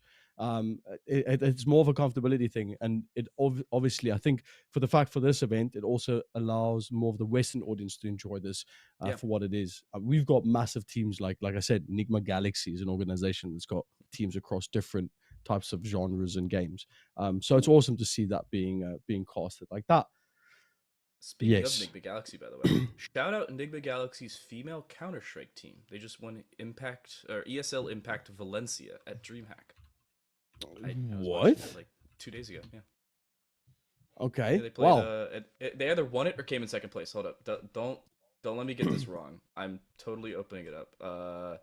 ESL Impact Season 4 Finals. They placed first place. Yep, they beat the Navi Javelins in the grand finals. That's This insane. was Sunday at DreamHack Valencia. So I do want to add though. Just because I'm mentioning Nigma the whole time doesn't mean that they are the only tier 1 team. All of these 16 teams competing today are tier 1 teams. They're all extremely professional, extremely good teams. My knowledge is limited only because I cast mainly Dota, or I've cast a lot Fair. of Dota, and I quite like the Nigma team there. But it's not biased. I think all these teams are being absolutely fantastic. I do want to see IKURD get a few more points though. Out of all the Yeah. teams, I want to see IKURD getting a bit more. I was also looking in terms of teams that could improve based on their first game play was CONQUEROR Iraq. Okay. If I saw that correctly, they finished either 10th or 9th place and only had 1 kill point at the end of the day. I think they were in a full team fight, found 3 downs, and were in a 1v1 and lost it. And because they found the 3 downs, only one of them was finished off. And it was kind of similar to how Clear Vision took that fight with Triple Esports. It was a woulda, coulda, shoulda situation, but nothing they ended up finishing at the end of the day. And they could have taken so many more advantages or kills or even placement points than they did. And it's something that could have been improved, but in the end, unfortunately, was not. Man, woulda, coulda, shoulda. I can't remember last time I heard that one. Woulda, coulda, shoulda. it's been absolutely amazing. But I think we've got about 1 to 2 minutes to left before we see the game going into that second game. Can you remember what map that second game was? Map 2 is Miramar. Map 3 is Miramar, Sandhawk, okay. and Map 4 is our only replicate of the day. It is Erangel a second time. Erangel again. Okay, so we're gonna go into the next map shortly. Or as the Cornish people in England like to say, directly, which I do not understand. Directly, it's like directly, but it's not directly. Directly is like in like about 20 minutes, not directly. Did you know that the British have optional vowels? No. Yeah, What do you mean? You said directly. Yeah. There's an I in directly. Optional vowel. Yes. No, but they spell it DR, like DRA. DRECKLY, like directly. DREC. No, it's I don't know. Maybe I'm wrong. Directly. No, it's just a phrase. I don't know why I'm getting stuck on this, but you got me confused, mate. No, but yeah, no, it's just a phrase. It's just a weird phrase. It's like, for instance, us South Africans, right? We will say, "I'll," if we say, "Oh, we'll be there now," right? We'll be there in like the next 10 seconds. If we say, "Oh, we'll be there now," they will be there in the next 20 minutes to an hour. What? That's a thing? Yeah. If you ever meet a South African and they go, "Oh, I'll be there now," then go and have a cup of coffee. Maybe I'm have gonna some say lunch. that. I'm gonna say that before a call time at some point, just for the entertainment value of them being like, "How the heck does he know that phrase?" And I can't use it with you anymore. No, you can't.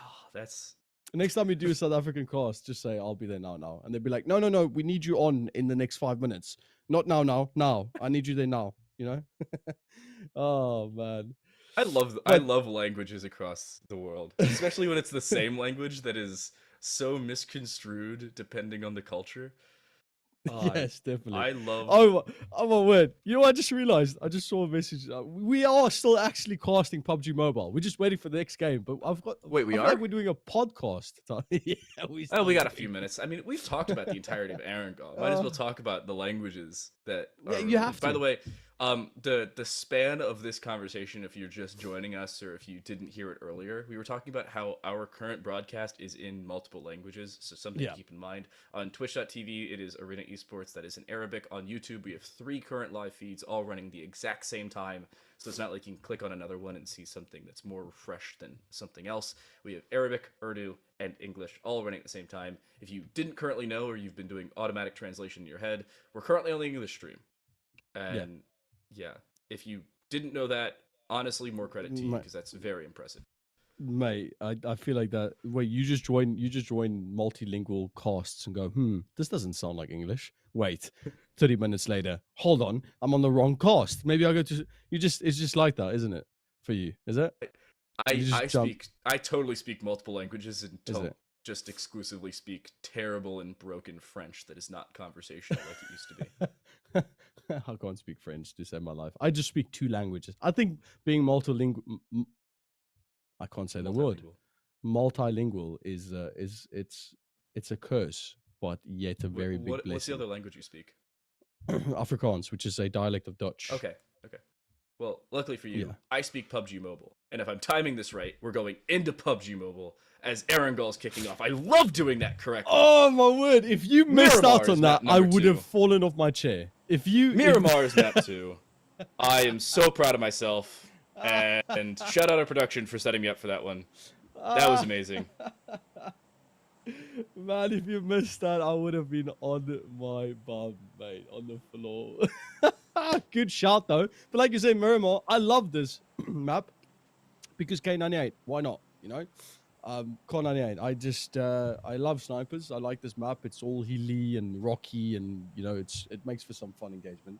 Our producer speaks 5 languages. Mate, he's flexing, okay? Like I know 3 of them. He speaks Urdu, Hindi, and English.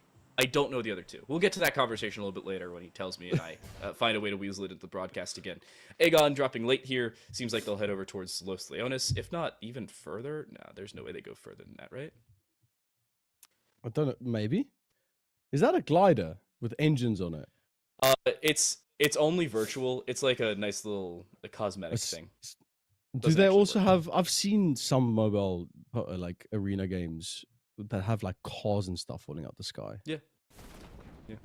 What? Yeah, You know, that happens. mobile always takes it to the extreme, don't they? Like, Yep.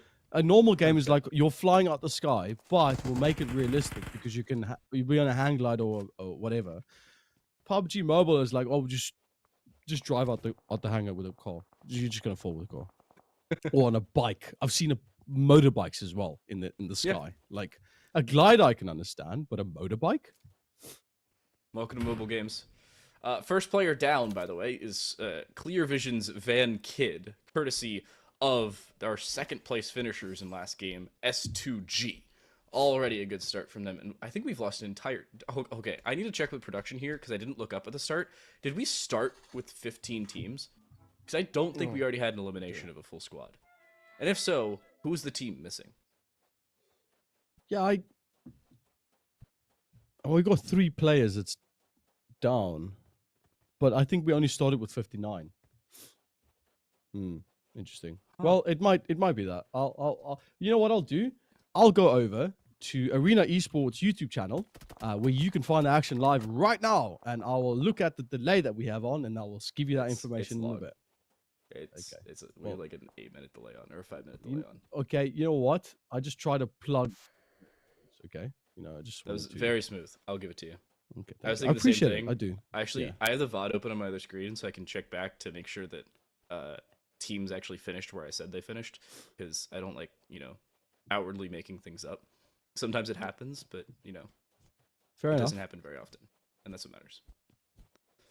Yeah, fair enough. Fair enough. I'm looking at the chat now. People saying these 2 casters don't know about NIGMA PUBG.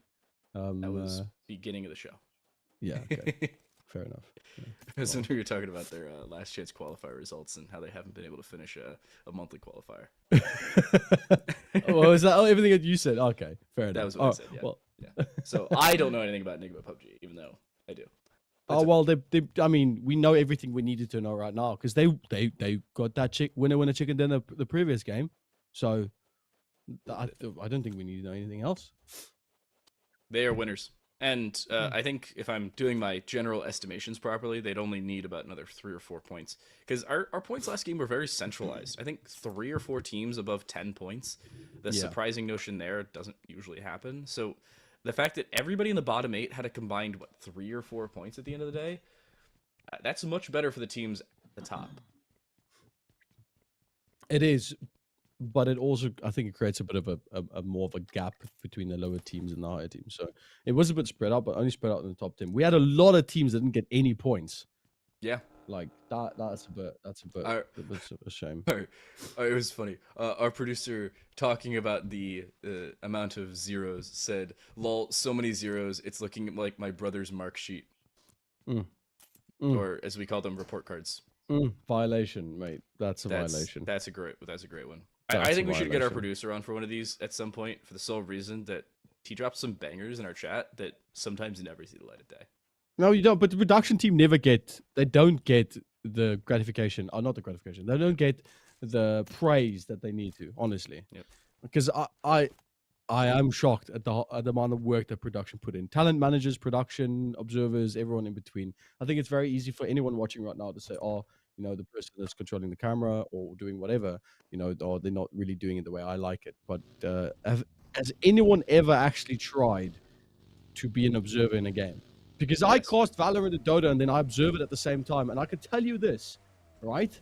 If you've never done it, you do not understand the difficulty it is to try and follow action in a way that actually makes sense, In Battle Royales, it's even more difficult because in most games you have like a little map where you can see close range X-ray and you can know who or the general idea of where to go. Yes. In a game that is 64 square kilometers, it becomes significantly more difficult with 16 individual teams, 60 players. Yeah, sometimes the observer doesn't catch all the action, but we also have, I think, 3 observers trying to watch 16 different teams, and the fact that we catch as much as we do is a surprising notion. So the sum up of this is appreciate your production, whether you are watching or a part of it. They are working significantly harder than on the surface it may seem. Big hugs and kisses to production, basically. You guys are amazing. Anyway, so I feel like we're watching a running simulator at the moment. Yeah, nothing's happening. No, nothing's happening. You know what? It's our job to keep people entertained. A lot's happening, actually. People are really trying their hardest. I can't think of any. Loot. To try and loot. Yes, they need to get the best guns, right? Position it right. Okay, I've got it. When you're in the zone, right, you need to get that ideal positioning. So all they're doing right now, basically, right, is running from building to building, scouting out where's going to be the best end zone, and then they're going to establish themselves, and then just wait for the other team. Set up a trap, establish, fight, win. Play it slow and steady. Seems fair enough to me. It seems fairly simple at the end of the day. I say simple like I don't place dead last in most of the games of PUBG I play. It's usually because somebody starts shooting at nothing and try and baits me over because I want to try and take fights, and then as soon as they do, they just start shooting at me and I die. Yeah, It's a mechanical skill issue, not a game knowledge issue. it's it's not a good. Yeah, definitely. I'm It's bad. just- I'm not stupid. Yeah, no. People shooting in the air, baiting you over, and you actually going to fight them, and then you dying. That's not you being stupid. That's just being mechanically not gifted. Yeah. Fair. I completely agree with that one. And then I do it, and I'm like, oh, I'm the greatest player ever. Oh, true. I baited that guy and then I killed him. Amazing. Yep. Yeah. Good. Okay. I'm gonna try that next time. Actually, just shoot in the air and see if I can actually get anything out of it. But That's fair. Yeah. Cool. Yeah. Oh, Nice. by the way, our delay is caught up. We did start with 15 teams and 59 members. So whichever team had 3 players at the beginning of the last game is still here. But one of the teams that had 4 players either disconnected, didn't show up, or a combination of the two. Because we started this game with 15 teams, and we've only lost 2 players in the process. So we cannot understate how little has happened. We've gone 10 full minutes of game 1, or 9 minutes and 20 seconds since that circle originally formed and everybody dropped. And we've had 2 kills, and one of them was a knife somehow.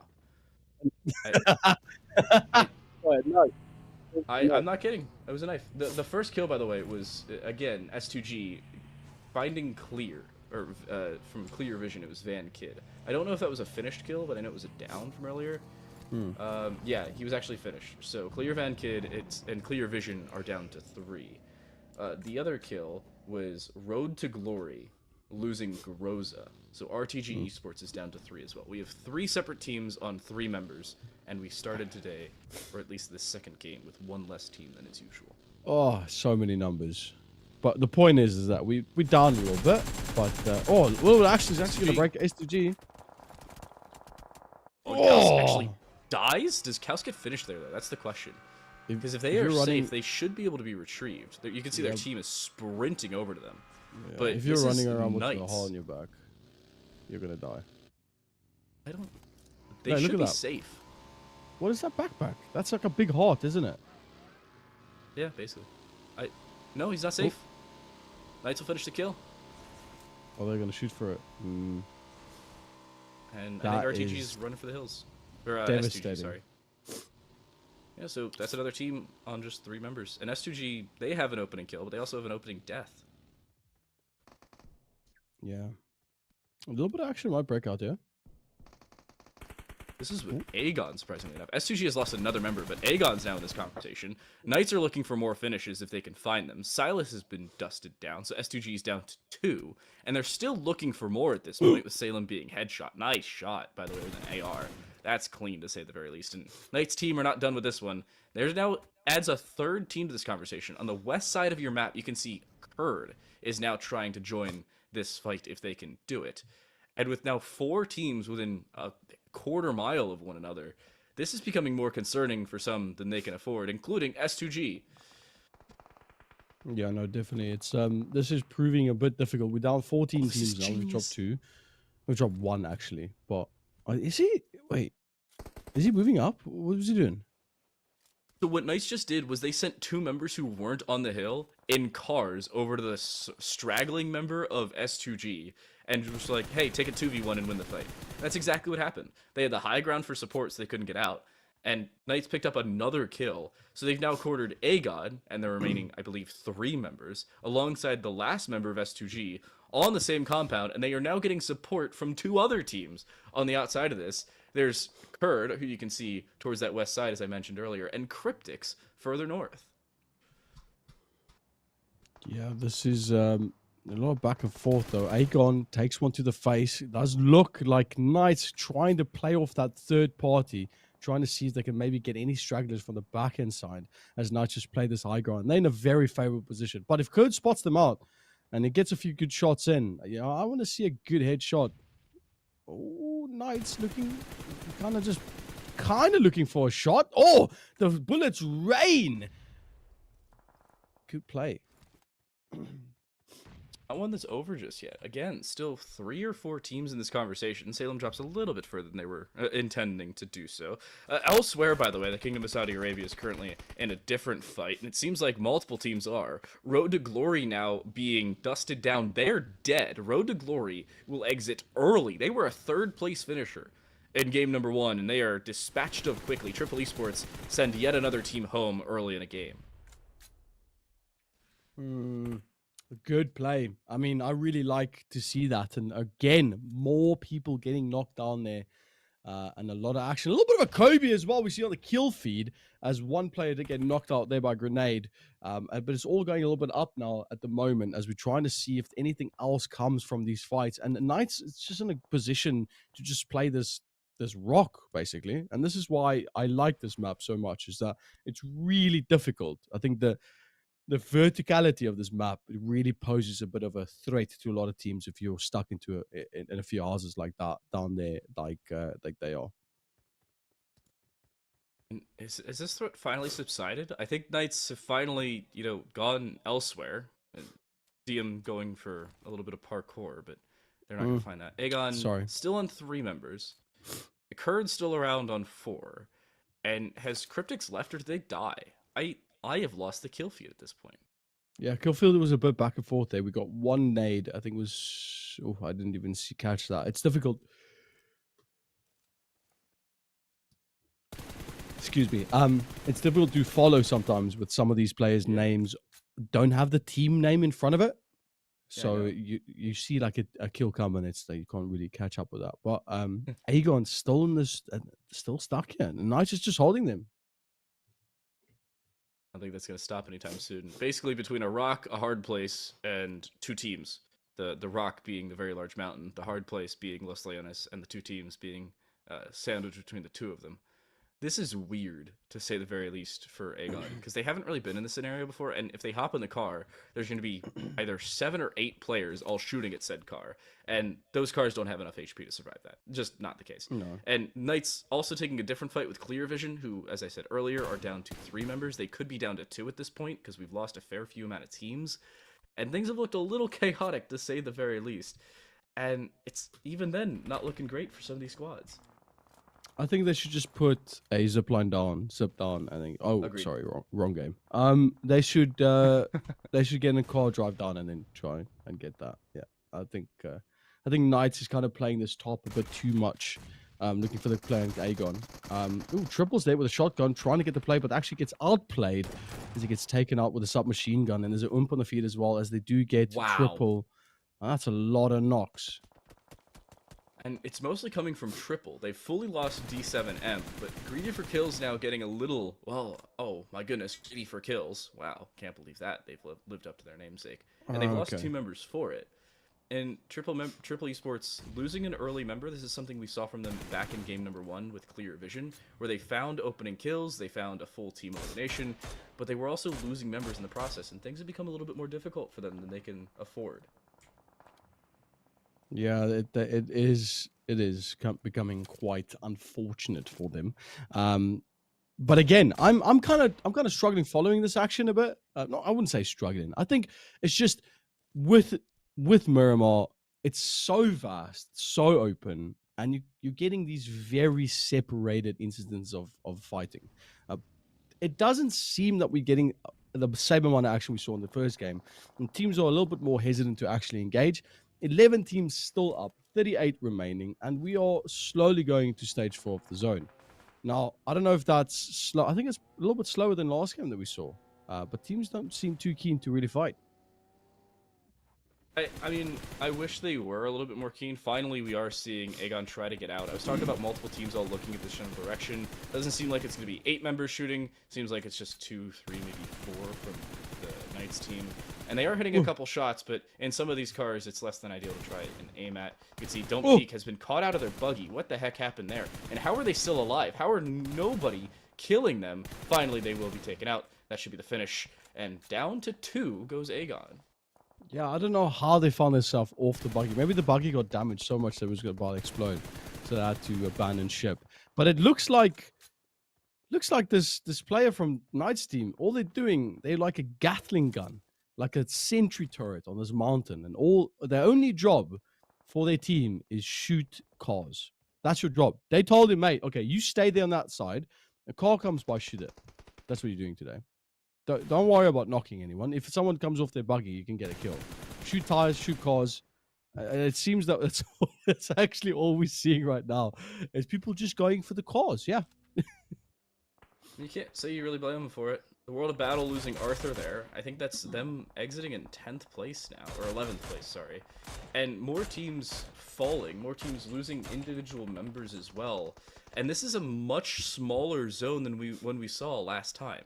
Stage 4 fully closing. We saw 12 or 13 teams at the beginning of Stage 4 back on Arangol, and with less natural cover, staying alive longer becomes significantly more difficult. Yeah, it does.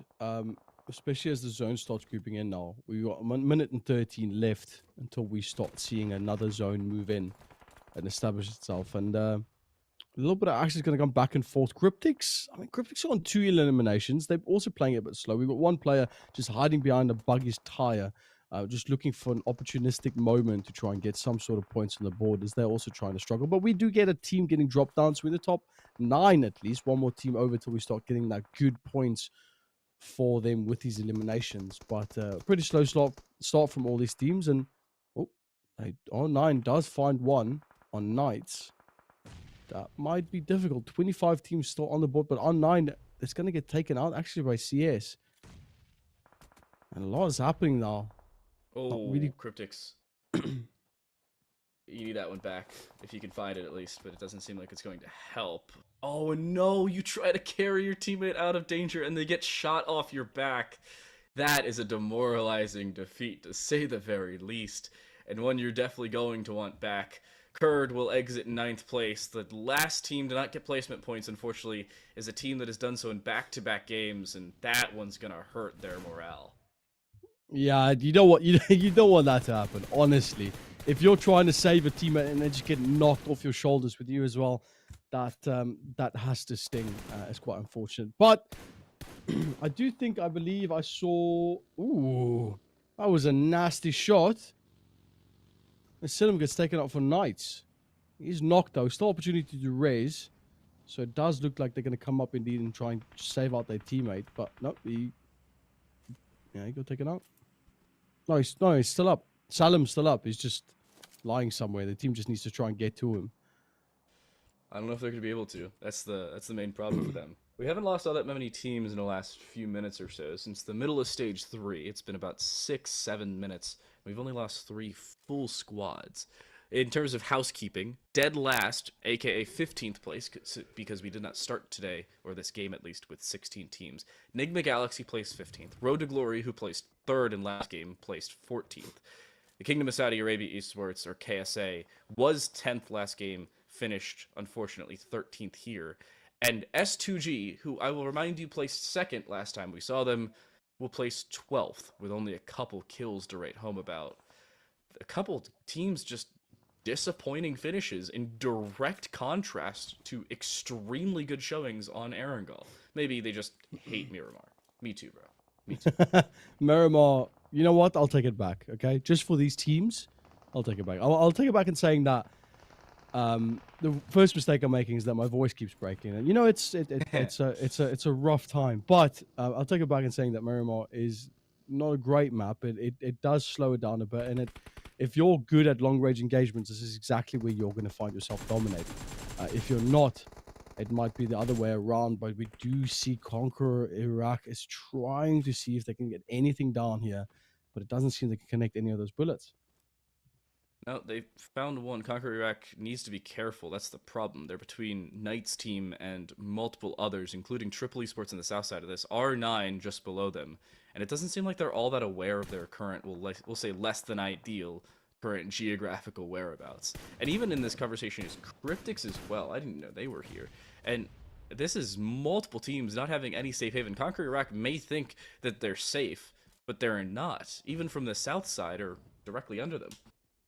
You know, Knights is doing a pretty good job at staying in this so far. 4 elims for themselves. That nets them a really comfy spot. 4 elims, top 7. What's that? About 6 points that you got moving into this next game, into the third game after that. That's not that bad. That's really not that bad given the dry spell that we have with points on elims. 5 elims for Knights. So again, I think they have loved being on this high ground so far, and they're actually going to be able to go over and get one knock, and that's going to be good for them. And if that thirst comes through, that would be good points on the board but it doesn't look like they'll be able to capitalize on that just yet. No nades to really throw out there, get that out, and that res is going to come through. They're all able to pick up that kill and that down teammate. And CONQUEROR also taking a few nades to the face, trying to get to triple here, but not really anything happening just yet. A lot of cores we have here. Time to light. Yeah, everybody with the availability to use them. The problem is on this mountainside, it's not the safest thing to do, and that's the issue. A lot of these teams may think, oh, we have a vehicle, we have a car, we can get out of dodge if we need to do so, but they don't have that same safety net that you would otherwise, and that's an issue they're going to run into, that false sense of security should they be overwhelmed. 3 or 4 teams all in this conversation, and Clear Vision losing yet another member. Vito, if I can see correctly, is the only one left alive. A spray from distance, it will be Clear Vito finished off, and Aegon even falling at the end of the day. Ghost will fall as well, and we're down to 4 teams. Yeah, indeed we are. Sorry, I just needed to clear my throat there. But we are down to 4 teams, 3 teams in actual fact. We see another team leaving the lobby, unfortunately, with their tail tucked between the legs. We do have the top 3 situation napping now. We have Knights, we have Triple, and we have, what's the third team that we have up here? CONQUEROR. CONQUEROR. Still alive. Still just patiently waiting on that west side. And it seems like it's working for them. Finally getting involved in the fights once more, but Knights team and secret kill totals seem to be going hand in hand. CONQUEROR are going to be the first one forced out of positions. You can see exactly why that's such a terrible feat.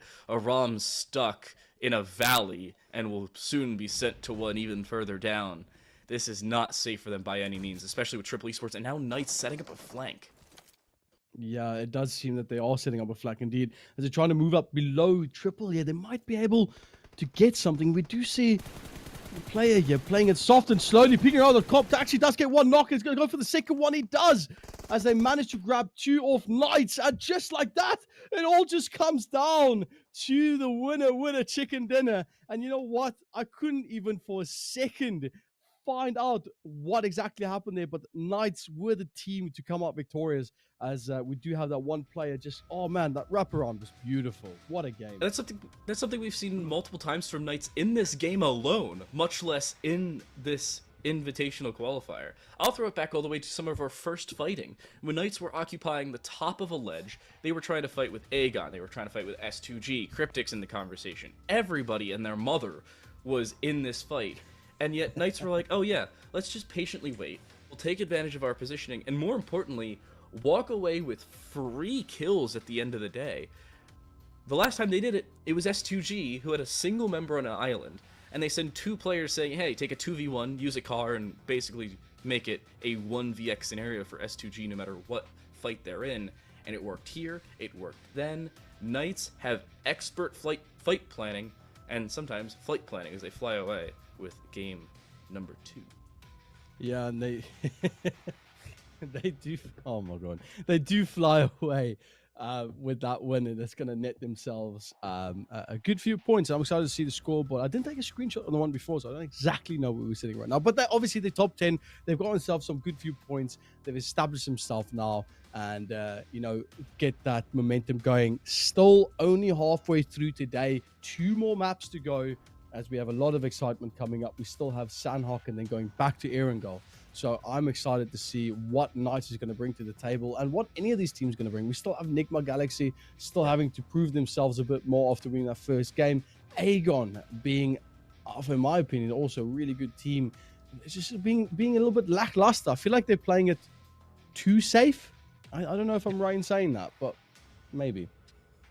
I mean, there are a couple fights where you could say, oh, they're over-aggressive, or others where you're surprised they get out alive. But the fact that they make it to the top 6 or top 7 is the most important part for them. They found a couple kills throughout. They were able to dispatch ONYX Ravens, at least a couple members fairly early. But they got a much-needed finish, at least in direct comparison to what we saw last game where they finished 12th with only a couple kills. It wasn't a good game for them. Here, there have been some games or some teams returning to form. Others returning to disappointment. NIGMA Galaxy, I'll say it, dead last. Road to Glory, second to last. S2G placed 12th, which is 4th to last technically because we only had 15 teams. And you're looking at a lot of teams and saying, what happened? Where'd you go? We have 3 of the top 4 teams exiting in 3 of the bottom 4 places, and then the team who placed 4th last game is like, oh yeah, hey, let's just win this one, and it worked. Yeah, no, definitely. I think we pretty much established that fact quite well before we started casting today, that there is going to be a lot of upsets today, and we've seen teams establish themselves quite well in the first game, and then the second game they kind of fall off. I've seen a lot of third parties today. A lot of times, just like Knights did in that previous fight, where people just kind of wait for that action to happen and get the pick off, or just trying to get any stragglers as people trying to move between sides. Exactly what Knights did here, as they managed to grab that person off their buggy, and a lot of action in between. Yeah, seemingly everything went the Knights' way from the start of this game to the very end. I'm curious, as I have my voice crack, my bad. I'm curious as to what the final kill totals were for them. And Aegon, I think Aegon ended up finishing just narrowly, and I mean ever so narrowly, outside of Clear Vision. So they should have picked up what was 5th place, Clear Vision 4th, Conqueror Iraq 3rd, and then a very nice showing at the end of the day from Triple Esports to finish 2nd. But something that could have been better, but at the end just maybe wasn't. Feels good. I think Knights ended up picking over 12 kills that game, which that is good points. That's what you want. That's money. That's absolute money. But I mean, as it stands right now, pretty interesting. I've just got a map up now. I just got some information about the top teams right now in MENA, and NIGMA Galaxy is at the top, sitting at number 1 in the region, and Triple Esports at 9th. So we do have some really, really strong teams going up against each other, but it just shows, just because you're first in the region does not mean that it's an automatic win. Knights, again, proving that they have what it takes to get those points on the board and win this one. 22 points going to them. CONQUEROR doing a fantastic, grabbing themselves 11 points, but in a tie with Triple Esports in this game as well. 4 points, that is, as they both get themselves a good amount of points. Aegon managed to get themselves back in, actually getting a point this game, being in the top 5, helping them up significantly. But look at this, 12th place.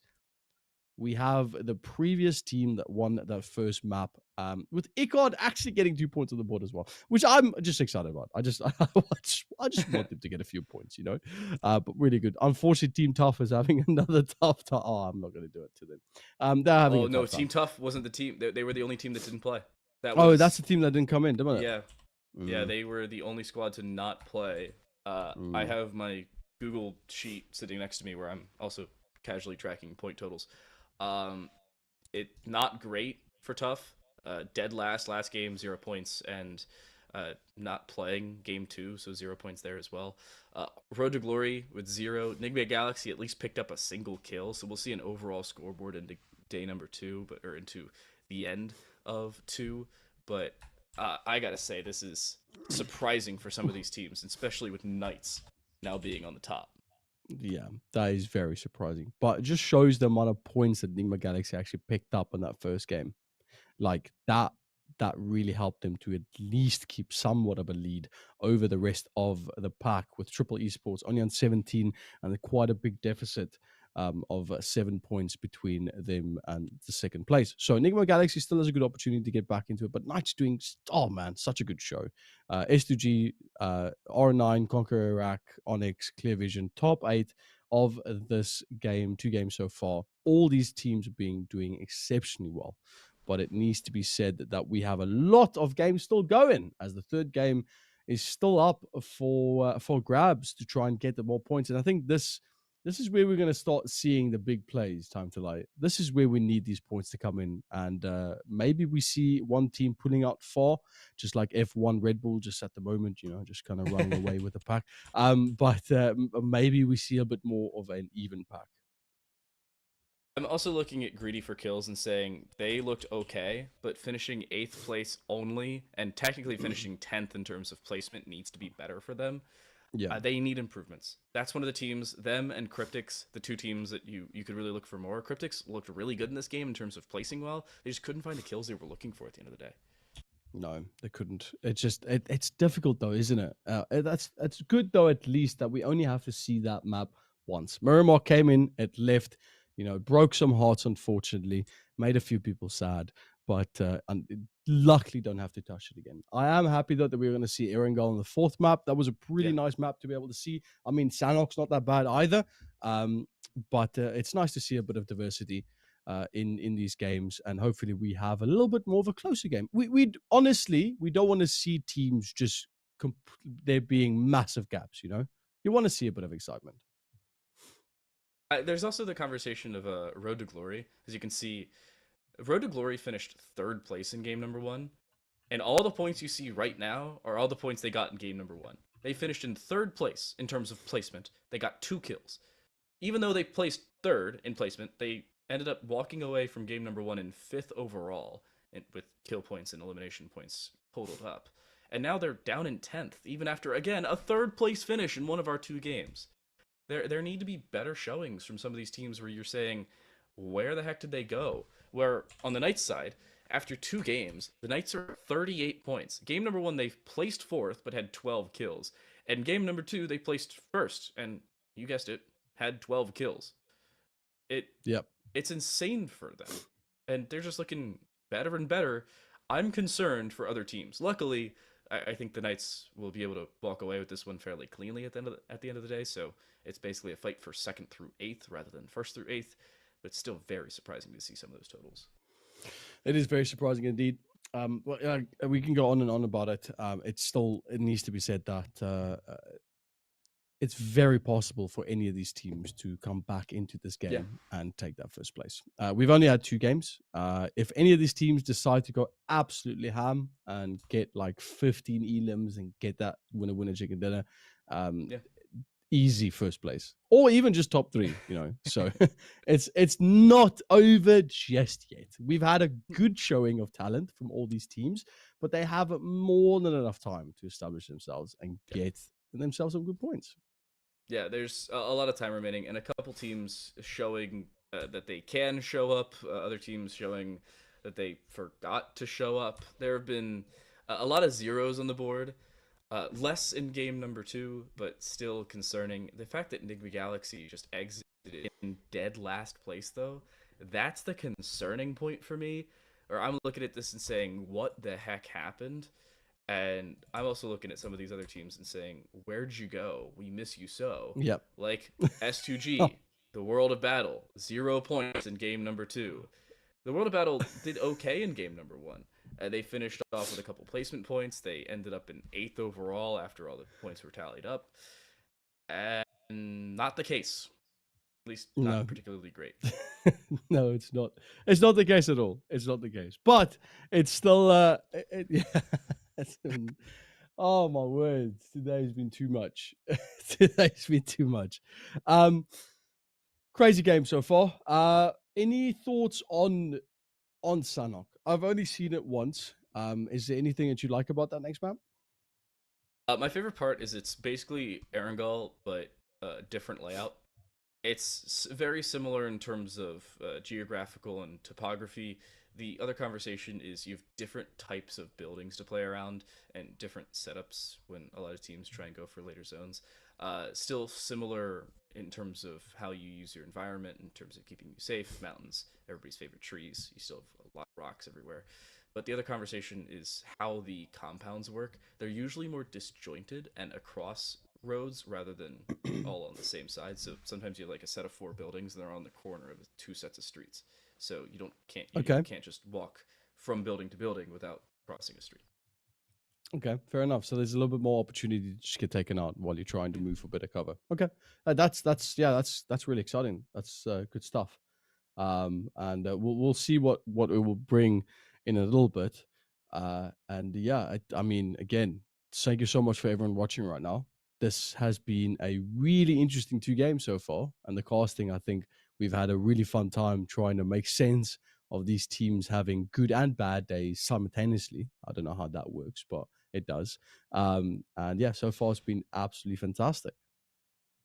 Yeah, I'm also happy with how some of these individual games have gone, where you're seeing a roller coaster where occasionally you're seeing NIGMA Galaxy drop 23 points, and otherwise you're seeing them drop 1 point and saying, where's that consistency? I'm just going to say it.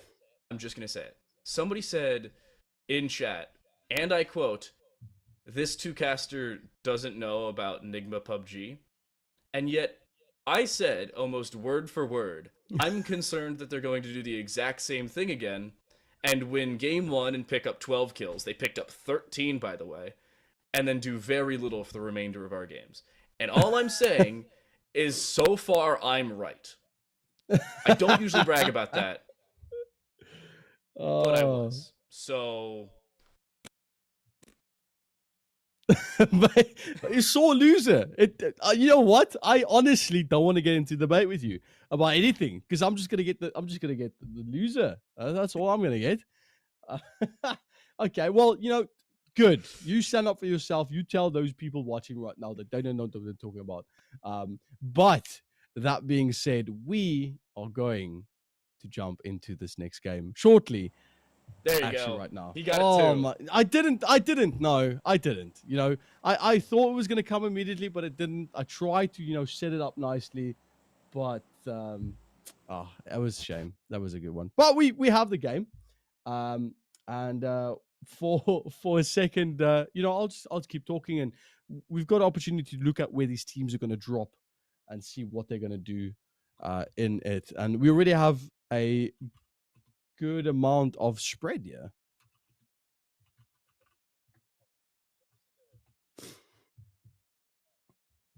Have a conversation about why the colors are the way they are.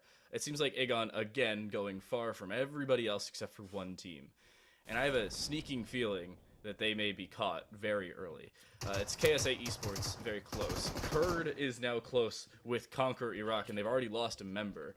Tiger making up for some lost time and picking up an opening. Good start. There are now 3 teams here near Painan. The other is across the canal. Oh, and I like the action already breaking out as they're fighting in these. Oh, my word. Please hit a shot with a shotgun. I want to see Solo no. down, but the jump shot coming around the corner as he swishes and flicks and gets that knock down. And a good start for CONQUEROR. They managed to grab themselves one knock as at least, but it doesn't not over yet. It's Golden still looking for opportunities to try and get that point in the board. This is one of the teams that we seem to be doing really well, and this means the world for them. Yeah, keep an eye on CRYPTICS, though. The team in red on your map rotating in. There's one on the backside of the canal rotating in from a distance. This is the singular member I'm concerned about. And now greedy for kills in with S2G. Here comes CRYPTICS, a couple downs, Conquer Iraq losing a member. IKURD now being finished off as well, and kill points are being dispersed seemingly everywhere. But Kakad seems to be aware that there's a rotation coming in from CRYPTICS, and with that being the case, they're looking much better. There's Conquer Iraq now on the top side, and CRYPTICS finding multiple kills as it stands. Everybody getting in this fight, and the first team gone. Surprisingly, at the end of the day, it's a disappointing one to say the very least. It was Conquer. Yeah, no, it wasn't. Wait. No, Conquer is still up. They still got a few up. The team that dropped out, I believe, was again these names. Conquer Iraq finished 14th, but for some reason I'm blanking on the name. I literally, and you know what? I'm gonna stand here together with you, camaraderie, and say KSA. It was KSA. No, it was KSA. No, it wasn't. KSA was Aegon. No, KSA was Aegon. You know what? A team left. It was IKURD. Was it IKURD? I think so. Okay. Oh, it was IKURD. Yeah. It was IKURD. Yeah, okay. Yeah, I remember now because they also had the pink banner. Yeah. Yep. It is what it is. I saw you set up there, but then I was like, I can step in and help, and having a little bit difficulty loading in. There we go. The graphics. Oh, wow! That whole nature just grew quickly. Damn, that was crazy. Wait a second. If I'm seeing this correctly, we're seeing Clear Vision open up again with a lost early member, but they have 2 kills for Van Kid, who was the first player dead back in game number 2, and they already have those 2 kills onto the Knights, and things are becoming more and more difficult for the Knights as it stands, because, well, remember, they have 38 points in this. so they are in a clear first place, but they'd like to keep it. It is still money at the end of the day. First place gets $500, second only gets $350. So $150 drop for a few points. Something to keep in mind maybe for later. Yeah, Knights doing good, but they got a lot of bullets there. They did take up a lot. But look at this. Aegon, again, just playing this so quietly. They're just hiding. Look at this. Look at this man. Look at this IQ man. Look at this. Don't peek, deciding to do exactly what their name means. Quietly creeping, lurking. Looking for that play. Do they see it? Yeah, oh, they don't!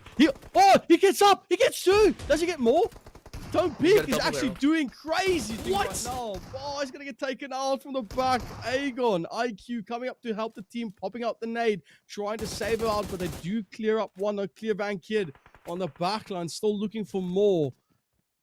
IQ, he's going to rush up forward. They found another. Maybe. He's got the ump in hand. Does he have the play? Peeks on the corner with the HCOG. What's up with the hollow? They're going for the res. Are they? Somehow Saf is going for the res here. Because of the early damage done by I8, he actually wants to go for the res, and he'll actually find it as well. Because this is now a 2 versus 3, and a little bit more reasonable, but there's healing that has to be done.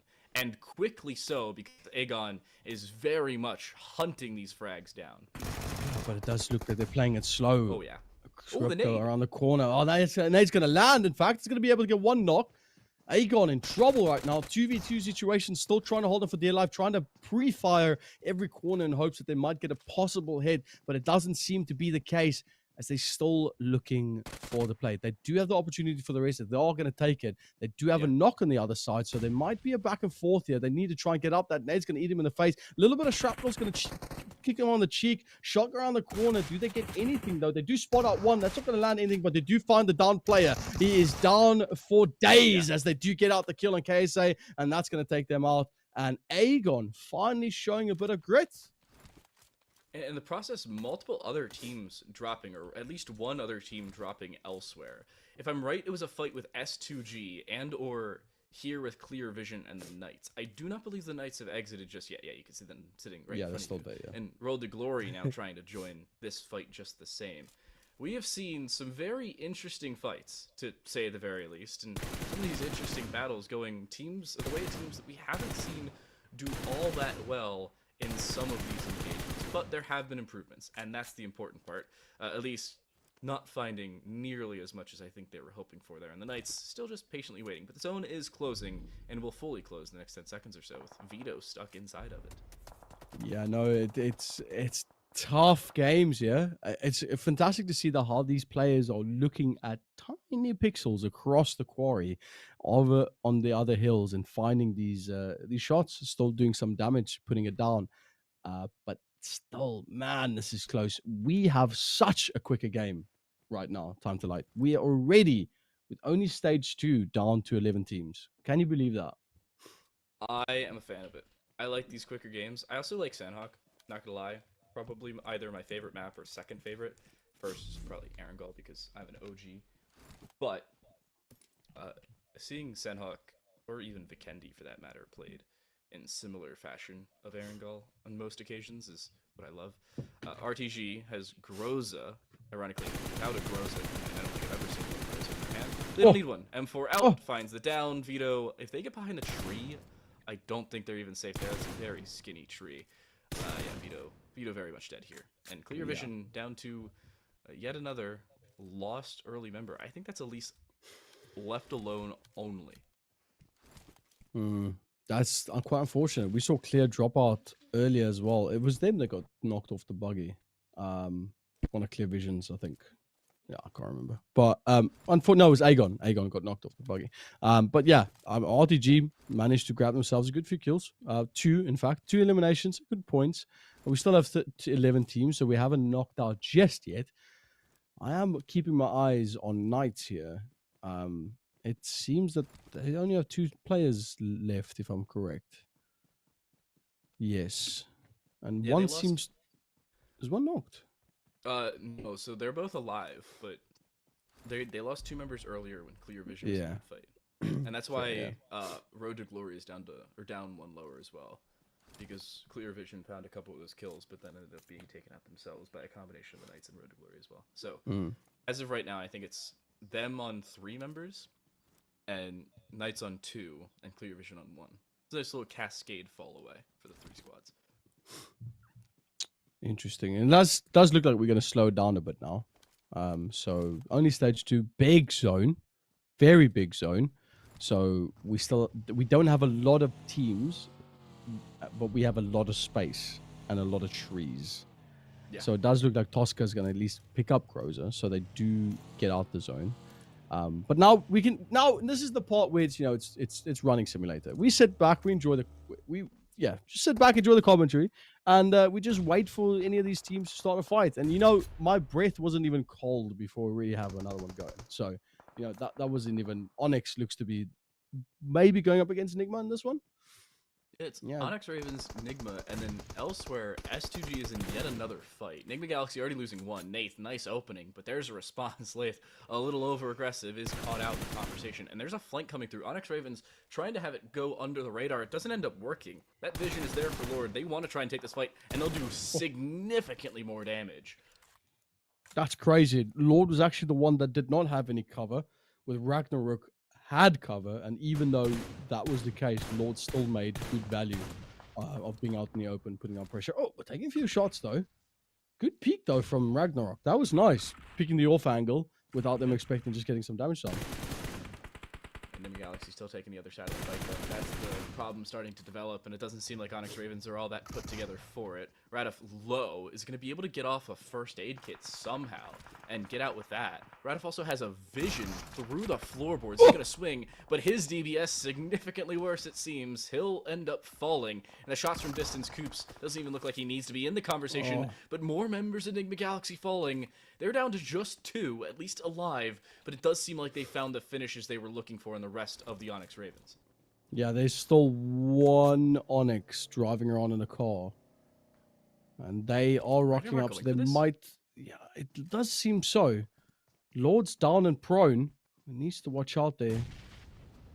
They are looking for that play. Nade's going to come out, though. Lord's still looking for the play. They're still in the building, trying to see if they can spot out any information.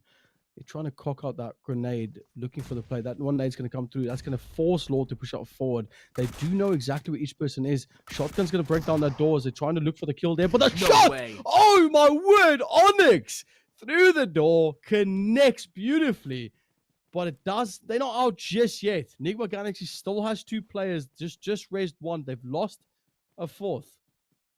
It does seem like their 3rd will be removed as well. Ragnarok, yeah, just barely gets the finish. You have an M4 there, Coops. Maybe a little bit more useful. Ragnarok somehow escapes there with his life and still has the sausage in hand. This could become a much more difficult conversation, but no, the DBS a little bit better from range. Enigma Galaxy will send ONYX Ravens out in 11th. But it was significantly closer than it should have been. I thought Enigma Galaxy was going to escape with all 4 players alive, and yet they just barely keep 2. That was that shot through the door, man. That connected so well for ONYX. They almost brought that back. They even got the raise back. They played it so well, and still managed to get 2 elims from Enigma Galaxy. So that will net them some points, but unfortunately they won't be able to get that nice placement point. So that's going to sting a little bit after that engagement.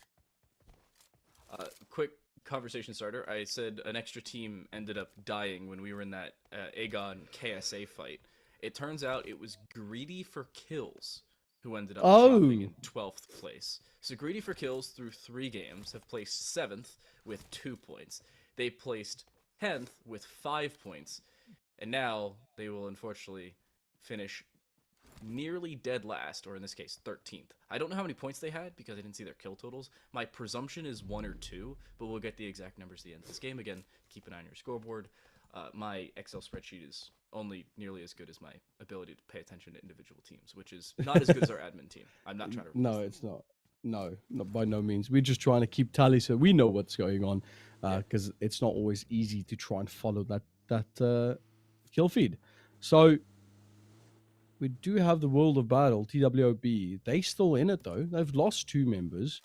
They have 2 eliminations, only on Muhammad. So they've got the points. I think that's the optimistic way of looking at it. They still have the elims. They in the zone, so they're kind of safe. They don't have to really worry about anyone just yet. Just need to worry about where they enter the zone from, and they're not going to be able to be gatekept from the side. So still opportunity for them to try and get that valuable points in. Did they just get? Did they just get? Member? They just lost in the zone. another member. So what TWOB is trying to do is they're trying to just stick in the zone because early ticks aren't going to kill them. And they're looking for long rotations, but RTG was apparently exactly where they tried for one of those 2 rotations, and they're down to 1 member.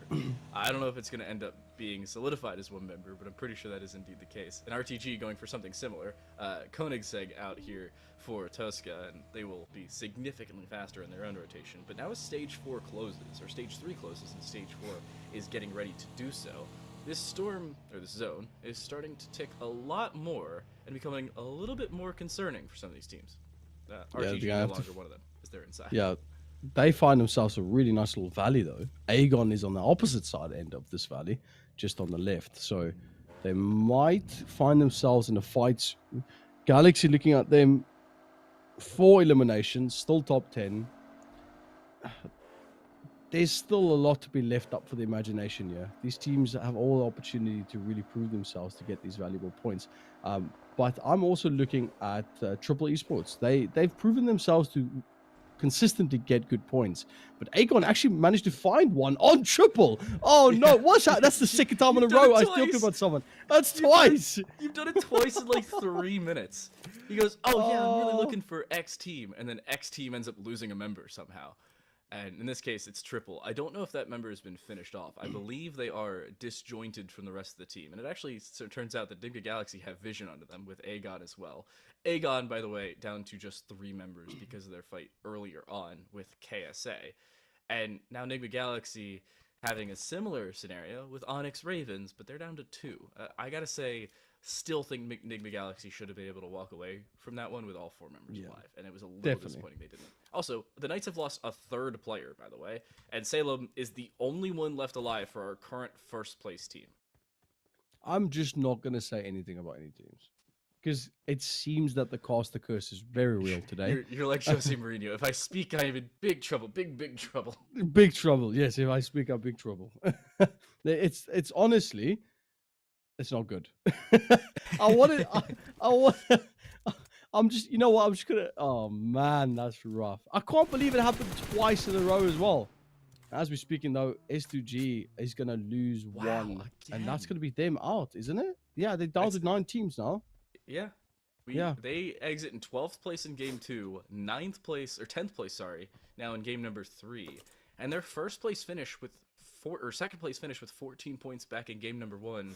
Has gotten, if I'm doing my math correctly, 3 or 4 points total since.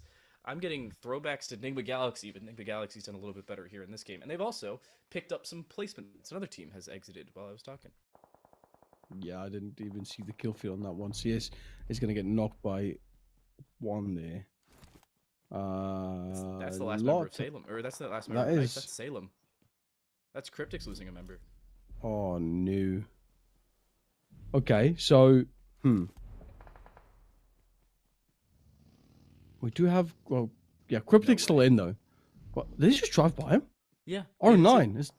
Well, I mean, he's hiding behind a rock. What type of COD style? I mean, he's alone, and he just watched 3 people drive by him. You can't really blame him. He's playing for placement at this point. Oh, I think he's just seen now. Oh no. Has he? No, he's behind the rock. No, triple didn't see him. I don't think triple saw him. Did he? No. They're still looking is what's concerning me. The outside of EMAD's screen is where that last member is. Salem is going for this rotation onto Senke, and CRYPTICS aren't safe either. This is Triple Esports, CRYPTICS, R9, and Knights, and somehow you're taking aggressive gunfights and you're alone as Salem, and it seems like it's working. He may be able to find a couple finishes here. Senke isn't safe. Lazy Lion, I believe, has been downed from distance, and R9 still only has 1 member alive. Oh, he needs to watch out. That's a bad angle for him to be in. He died in the zone. Oh, no. Oh, my word. His choice of cover there was just not right. The angle of it would just open it up completely to the left side of him. But it does look like CRYPTICS almost managing to grab a complete knock and a down there. And, man, I can't get over that. Damn, that was tough. that's going to be nights out. And 7 teams left with 13 players remaining. Only 1 placement point for the Knights. This is their lowest on paper finish for placement points thus far in this game. Emad was going for a res, actually ended up being downed while he was vaulting through the door. So Triple is down to just D7. And I don't know if D7's going to be able to make it through there because Aegon is intently watching this one. There's no way to get through there safely. Luckily, top that card should be able to do so. This is very narrow for a lot of these teams, and we've lost another. Absolutely phenomenal plays here. And there goes another team being exited as the 5th. And another one getting taken out. There's 4 teams left with 10 players remaining. As we don't have a single team so far that has stayed as 4. All of these teams at least having lost 1, 2, or maybe more players on the field. And makes for some good plays. But Aegon sitting on 7 elims. Top 4. Good amount of points for themselves. They can really be happy about that. But it does look they're going to be pushed up a bit forward. They need to watch out because RTG is on the top of the map. And they find themselves kind of squished between 2 teams here. It's top 4 still going up further. TRIPLR Esports, Aegon, and RTG. Who's the 4th? The World of Battle, TWB. World of Battle. Okay. So that's good for them. They haven't had crazy success here. It's 3 for NIGMA, 3 for Triple, 3 for RTG, and TWB has just 1 member left alive. And they are going to as passive play this as they can. I like this top-down angle. This really gives you the long story short. I don't like how RTG just sent Groza into no man's land. That did not make sense in the slightest. And that'll lose them what would have been a player equalization against the other 2 teams. And a significantly now less likelihood of making it into that first place finish. And I think the last member of TWB has also been seen, which makes things even worse. No, it definitely does. And there's so much on the line for them right now. 4 teams, but oh no, TRIPLR Esports gets one of them gets knocked down. In fact, not knocked out just yet. They still have an opportunity for the res, but it's behind the tree, and they are actually going to be able to get that res up. But 3 teams left to actually get the kill. There goes it. Aegon gets member. That is indeed. So Aegon. RTG's out. RTG's gone. TRIPLR Esports is down to 1 member, and TWB has the top-down angle. This is a 1v2v1, and Aegon will end up finishing both at the same time. TWB dispatched of, as is TRIPLR Esports, and it's Aegon x I8 to walk away with game number 3. Terrible start in game 1, better in game 2, and a return to form here in game number 3. They will walk away with that Sandhawk winner chicken dinner. Wow, Aegon actually being able to bring this one back. We've been watching them for the past 2 games, hoping maybe they have something else in store for us. And I think this game proved that they still have something in the locker to show. Yeah. And that was a good fight from them. Managed to get that top spot, get that points in. And I'm excited to see what they have offered to the scoreboard. But fantastic game that was. Yeah, and a surprising one, I gotta say. Some of these teams exiting early, others exiting significantly later than we were expecting. S2G, another team that I'm now a little bit concerned about heading into our 4th game of play. Yes, they had a great first game. 14 points, 8 kills, 6 placement points. Game 2, 2 points total. Game 3, we'll get the exact numbers down the line. I'm going to do some tallying, as is our admin team. We're going to prep some highlights for you as well. Our break before our final game. Erangel will be repeated. Will we see repeat champions? We'll find out when we come back.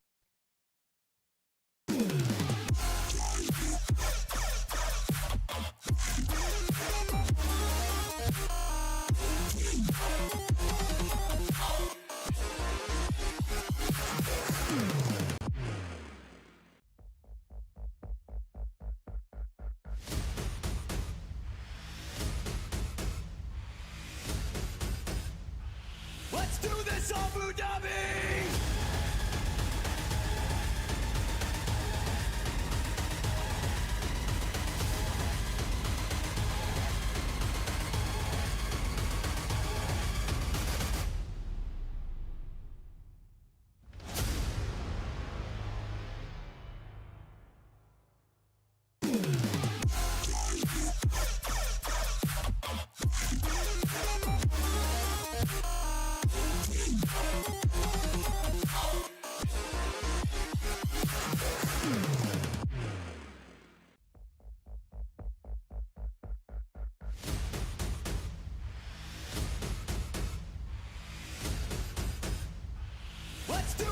Abu Dhabi!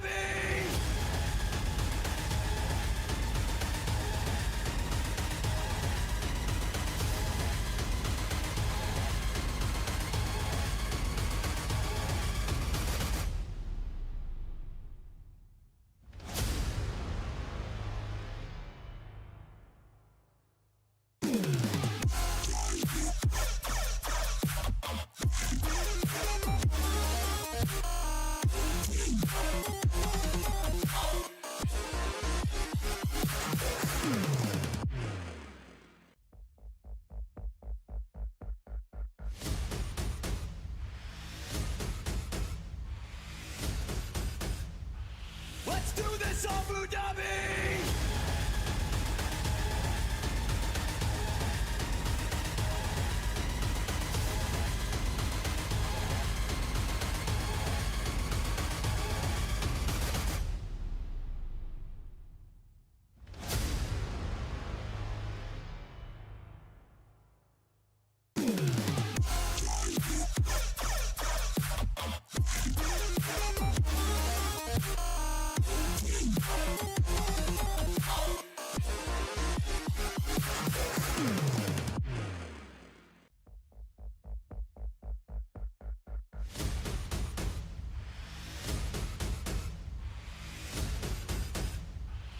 Let's do this, Abu Dhabi!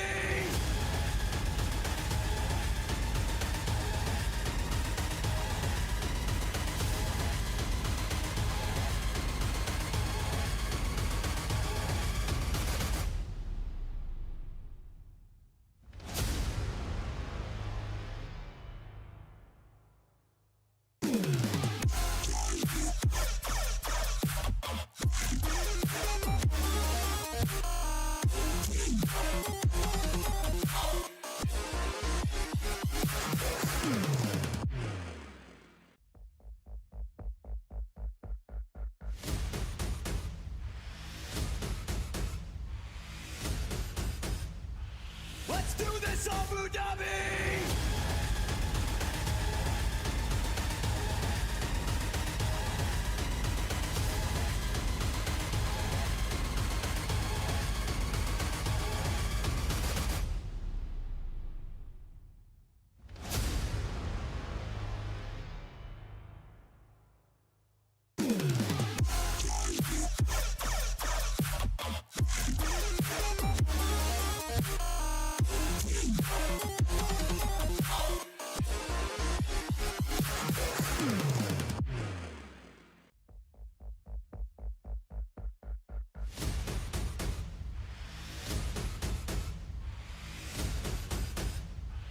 Let's do this, Abu Dhabi!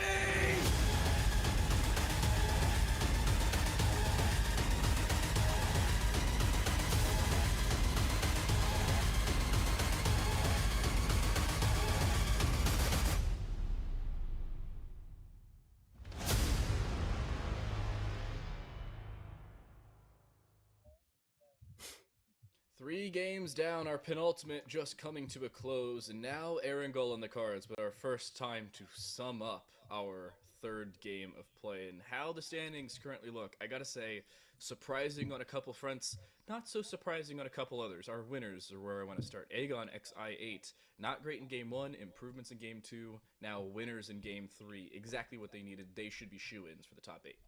Yeah, they definitely should. I'm really excited to see some. I'm really excited to see some exciting things. No, I can't say that. I'm keen to see a lot of good plays coming out in this last game. We have the fourth map coming up, and we're going to revert it back to the beginning as we go back to Erangel. Like you said, I mean, there is a lot to be worried about, really. With Aegon now picking up some momentum, we have Aegon, we have NIGMA, we have Knights, to name a few teams that's really spearheading their way for that top position. And like we saw earlier, there's money up for grabs for just getting first place today or getting into the top amount. So yeah, good amount of cash to play for, as well as opportunities to be able to just say that you're better.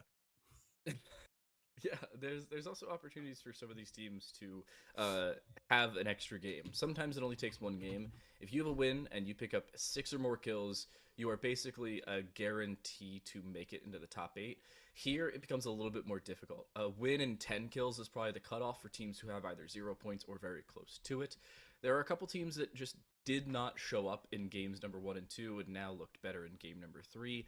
Number one team I want to look at is CRYPTICS, who looked I'm going to say not great in game number 1. They had 0 points. Let's just be honest Yeah. with each other. Yeah. Game Yeah. 2, they improved. They ended up finishing final 4, final 5, and then in here in game number 3, they finished 5th again instead of 6th like we saw last game. A couple kills, I think, are what we're going to be looking for from them. We'll find our final kill totals and point totals at the end of this. I'm also confused as to who placed second, whether it was Triple Esports or whether they were fortunate enough, they being the World of Battle, to finish that second place, because those placement points could be all that the World of Battle needs. No, definitely. It's all they need is placement points. I think it gets slept on so much. A lot of teams might be pushing too hard to try and go for just elims, and all they want to do is just get those important points. Yeah. They want to get as many elims as possible. What we've seen the difference between getting a bad positioning and getting 5 points and getting decent eliminations for your team and getting like second place for 6 points. So it can literally be make or break. If you get second place with like 5 kills, that gives you 10 points off the bat. 11 points. So Yeah. that's a lot. That's first place amount of points that you're getting right there, just because you're just trying to play it a little bit more softer. But we're going to look at the scoreboard number as well. That will give us exactly the numbers that we're looking for. And obviously at the top, Aegon, 23 points in total. That's up there with, I think it was, who got 23 points as well in the first game. NIGMA Galaxy. NIGMA, yeah, it's up there with NIGMA. They got 23 points, so that's probably the highest that we've seen so far today in terms of points total. And interestingly enough, Triple Esports did indeed place third. It was the World of Battle to place second, not in terms of overall points, but in terms of individual. CRYPTICS, I was talking about them and their totals in terms of game number 2. They ended up with 12 after game number 2, so great showing from them. A couple teams that needed improvements, find it, and a couple teams that needed, we'll say, better showings, sometimes didn't. So we can see the overall scoreboard here to really give you the TLDR. Oh my word. Knights 41, 10 points different between Knights and Aegon, but NIGMA and Aegon sitting at a tie for 31 points. That is fun. Like, that's not even bad. That's fun. That's going to make for a very close game. These teams probably also somewhat keep score in their head about where they are. Or do these teams know what points they have going into every single game, or do they not? I don't know. I think they can do their own point totals. Usually they'll keep very good track of it, but some teams don't. They like to keep the clear vision ahead. What did you say, clear vision? Just because is it because you're seeing clear vision in front of you? Maybe. Also, it's because you have to keep that. It was more going to be a joke about keeping a clear head and not worrying about the point totals, but then you said clear vision because you saw clear vision. Great, mate. Yeah. Oh gosh.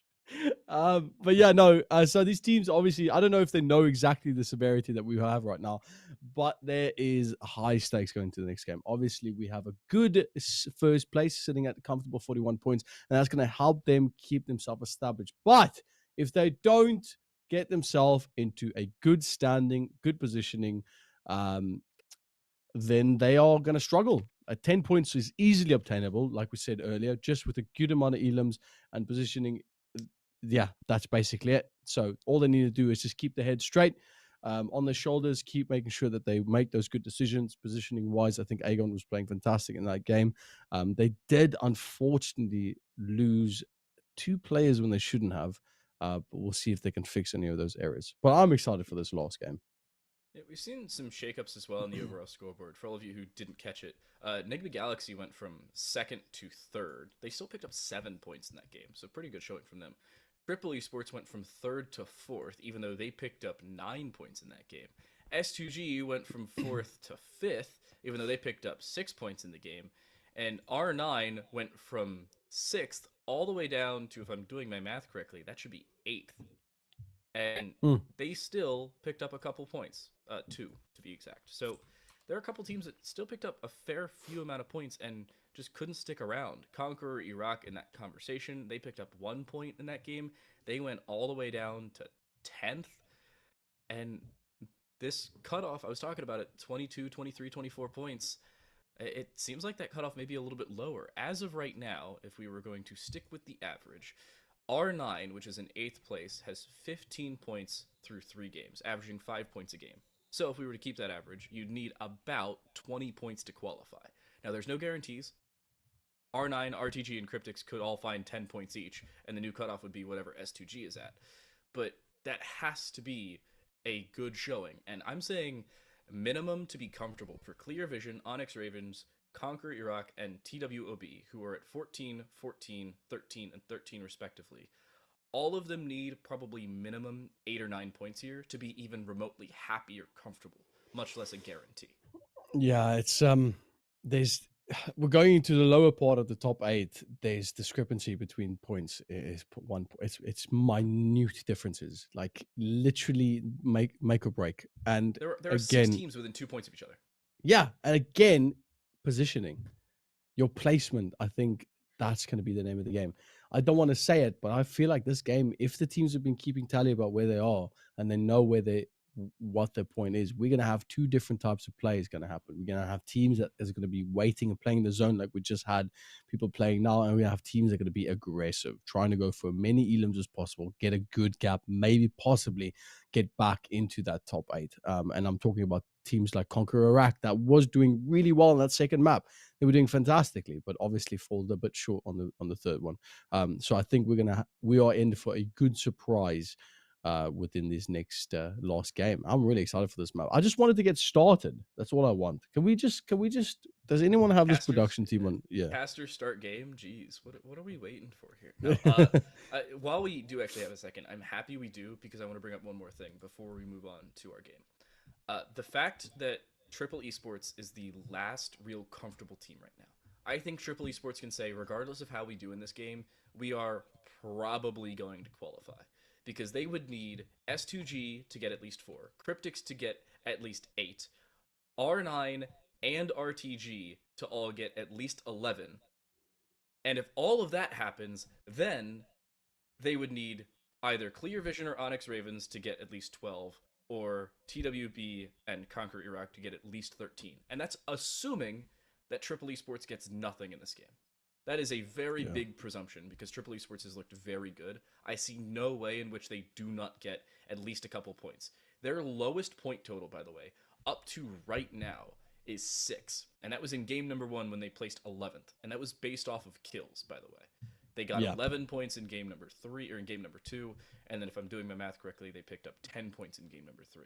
You're not doing any math. You're reading off what you've written. What are you saying? Actually, no, what are you talking about? I did need to do quick math. Oh, excellent.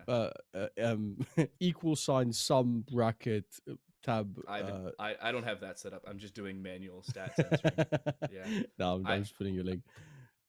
This is a very close game. The fact that This is. CRYPTICS get 12 points in that game is the most surprising thing. And the fact that the World of Battle had one player make it to 2nd place and walk away with 8 points and an extra kill point on Enigma Galaxy is more important than anything, because now the World of Battle is in the conversation and in the hunt. They are. And I think that you couldn't have put it any better. Hunt is exactly the word we need to use in this, because that's what the bottom teams are going to be doing right now. They're going to be hunting for that top 8 spot. They want to get into this. They want to prove themselves. All these teams want to be there in the making. Now, question is, though, are we going to see that materialize in the 4th game? I don't exactly know that. But all we as casters can do is not say that we particularly like a team, because if we found out twice in a row, generally that's going to get them knocked out. We're casting together, all right? Okay. All right, we're standing together in this one. So what I'm hearing here is that your new favorite team is IKURD. I can't say that, because then IKURD's going to get completely taken out in the first second. Your new least favorite team is IKURD, because they're terrible. They're never going to do well. No. IKURD, please do good. No. Yeah, so let's not give anyone a cast a curse, and hopefully we can see a little bit more of a closer game. I'd love to see teams like KSA, Greedy, the World of Battle possibly even win this next game, just to throw a little bit of a spanner in it, and then we'll see where the points sit. Like you said, we have very small margins between teams in terms of points, so there's not a lot to be left over. Now the question is, are we going to see a lot of action break out? Are we going to see a lot of fights, or is this going to be the longest game of PUBG Mobile that we've ever casted? I'm saying this is Erangel, so I'm a little concerned and or confused for a couple of these teams. We'll throw it back to game number 1 in terms of point totals. In game number 1, the top 8 teams had 5 points or 6 points or more in terms of overall placement. It was first place NIGMA Galaxy, they placed first, they had the most amount of kills. S2G second place, they placed second, they had the second most amount of kills. And the Knights team ended up having the second most amount of kills in terms of the placement as well. They placed 4th overall, but still had 12 kills, eliminating 4 or 3 full teams and getting 16 points. If I'm looking at some of these squads, I'm saying Aegon I don't think will do as well as they just did. I don't think they're going to be anywhere near their previous total because they had a flat 0 in game number 1. CRYPTICS may be a same conversation as well, and CRYPTICS is in the hunt as it stands. CRYPTICS currently at 18 points. Their spot is not guaranteed. There are 6 teams behind them, all within 5 points. No, you're quite right, but you know, there's so many things happening. We're going to have to get into the game as it's going to get started. And what a view this is. First things first, why the observer loves Aegon. I think they want this glider. Because they're going Sosnovka. But they want this glider. Every single game we've seen so far, we've seen Aegon with this glider, mate. They looking at it going, ooh, man, I wish I could buy that right now. That is cool. That's right. They're probably telling the mates like, mate, have you seen this glider? Have you seen? I know I've been showing it on stream, but have you seen this glider? This is a cool glider. That is. That's really cool. Can you customize the parachutes? Because I feel like having such a cool glider with just a green parachute, that's not that nice. There's already a down with the car. I have no idea where, but there's a down with the car somewhere. I think it's with. Is that top right? I think that's CONQUEROR. There's no way CONQUEROR is gonna have a terrible start. Again, right? One of the members from Clear also just got knocked. We're really down to 53, and Shotgun's gonna come through as well. I can't read that exactly. It could. Okay. Well, that's quick. And Conquer Rock. Oh no. That's a lot of action. Not a great start. Conquer Rock is one of the teams that we need to do well here. They're on 13 points. They're currently sitting all the way down in 10th place. And they can't afford to lose members early. We're down to 55 members in the first, I think it's been 30 seconds. Yeah, that is that's quick. That's very, very, and that's going to be clear. Is that clear vision out? Yeah. 15 teams? No, it's yeah. losing a member. No, they're down to 2 member. players, though. Yeah, because Tough's not playing anymore, are they? No, I don't think so. No. Well, Clear Vision is in trouble here with Triple Esports going to push up forward, push it around the corner, gets the one to kill underneath the stairs, going to go into the bathroom. Do they get another one? They do get 2. That's going to be Clear Vision, dead last, taken out. Oh my word. I can't believe it. And with that, Clear Vision is officially eliminated. Damn. Yep. Unless they got a kill there, they are officially eliminated. And even if they did, they would need R9 and RTG to do nothing. So yeah. Unfortunate. That's just the way the cookie crumbles. Yeah. It's not. That's unfortunate. Good thing for Triple though, they pushed that hard and managed to grab a good set out of that one.